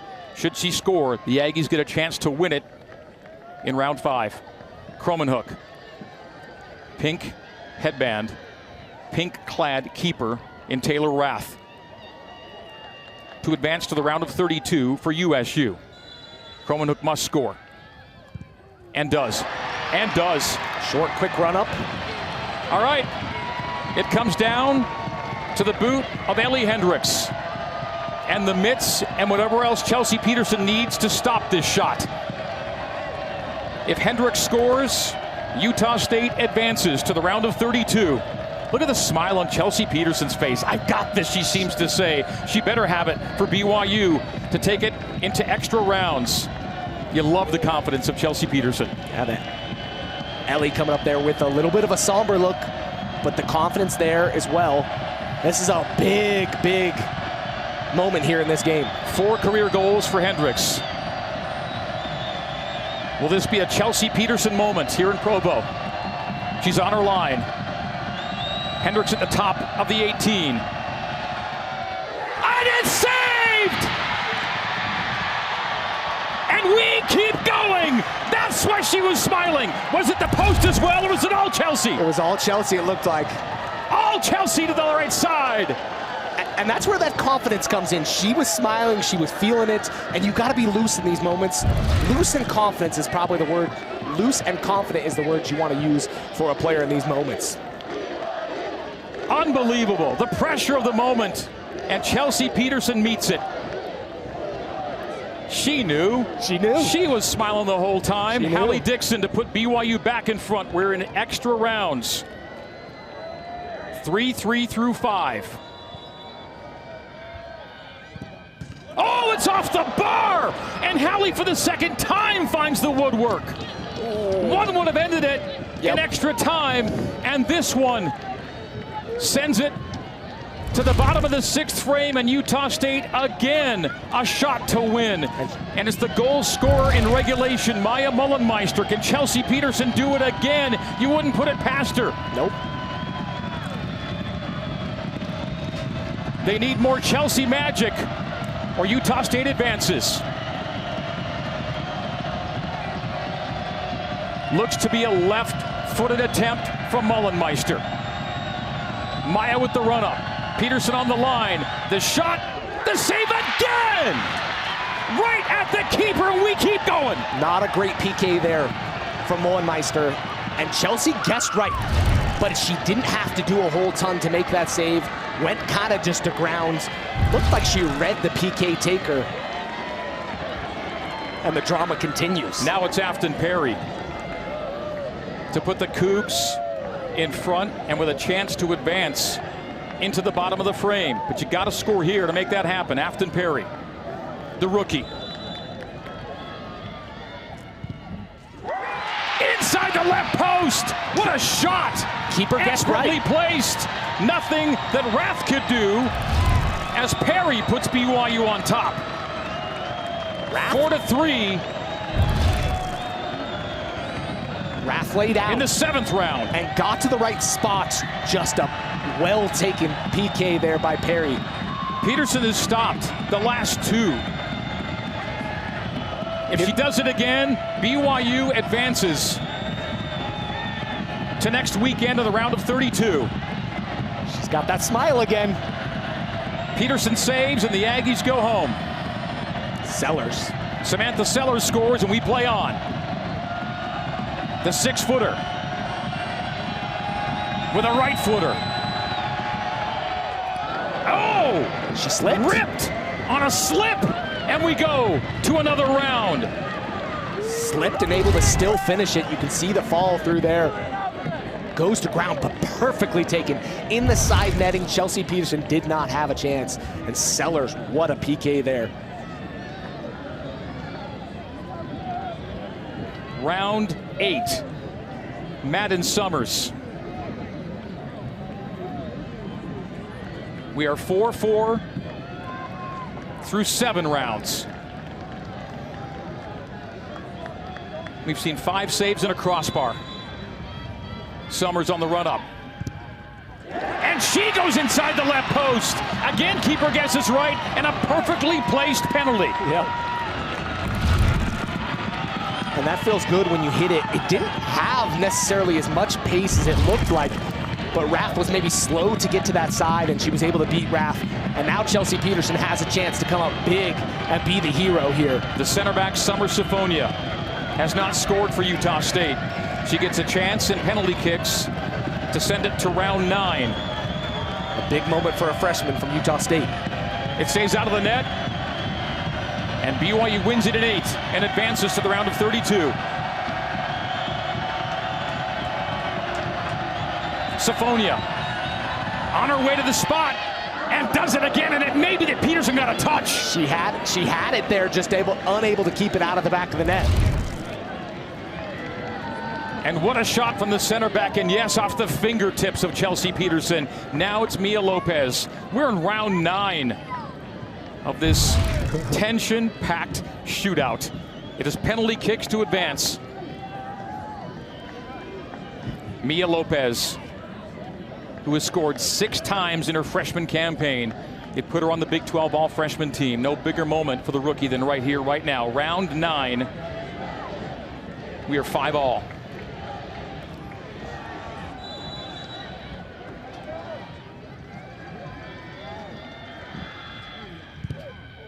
Oh, just wide. Wide from Lopez. And again, Utah State with a chance to advance. Rath would have had that covered too. I mean, that would have been hard to get into the back of the net. Give Rath some credit there. The last time they were in a position to advance on a score, Chelsea Peterson came up big. Can she do it yet one more time? The shooter is Capriel Winder. Another freshman. Did not score a goal in the regular campaign. Peterson backs to her line. Utah State to end it.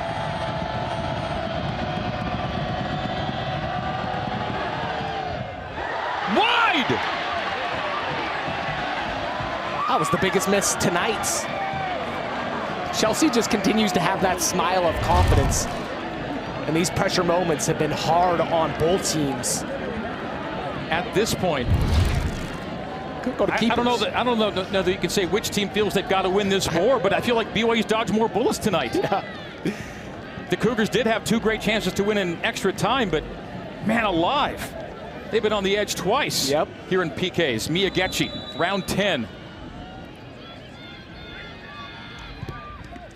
Back of the net, keeper got a touch. Rath has been excellent. You have to give her some credit, but that was a great PK still to make that, put that pressure onto Utah State once again. In round number 10,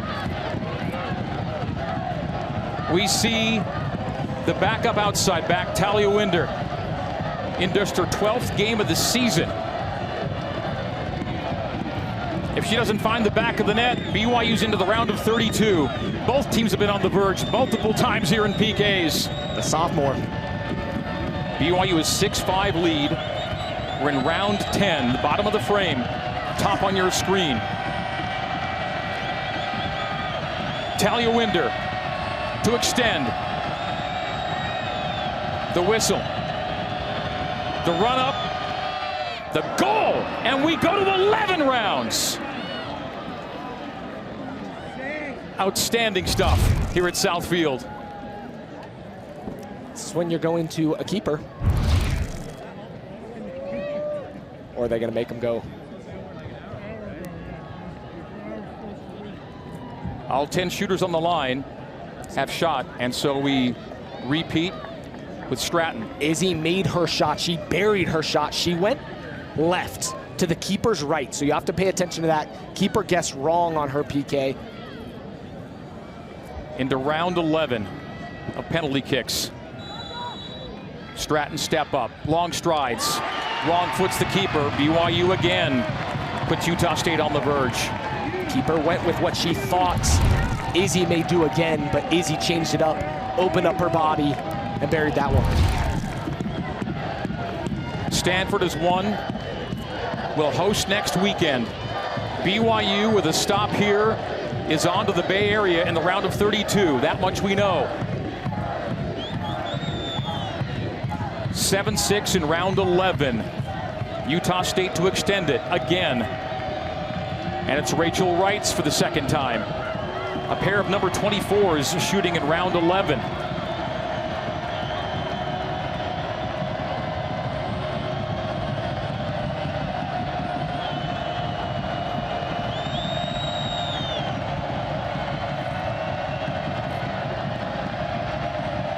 The step back.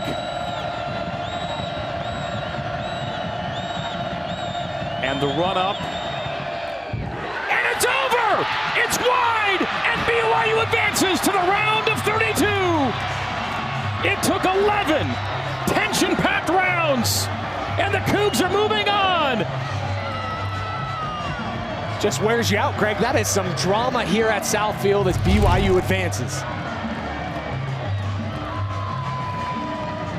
BYU is on the verge of going home multiple times in penalty kicks tonight.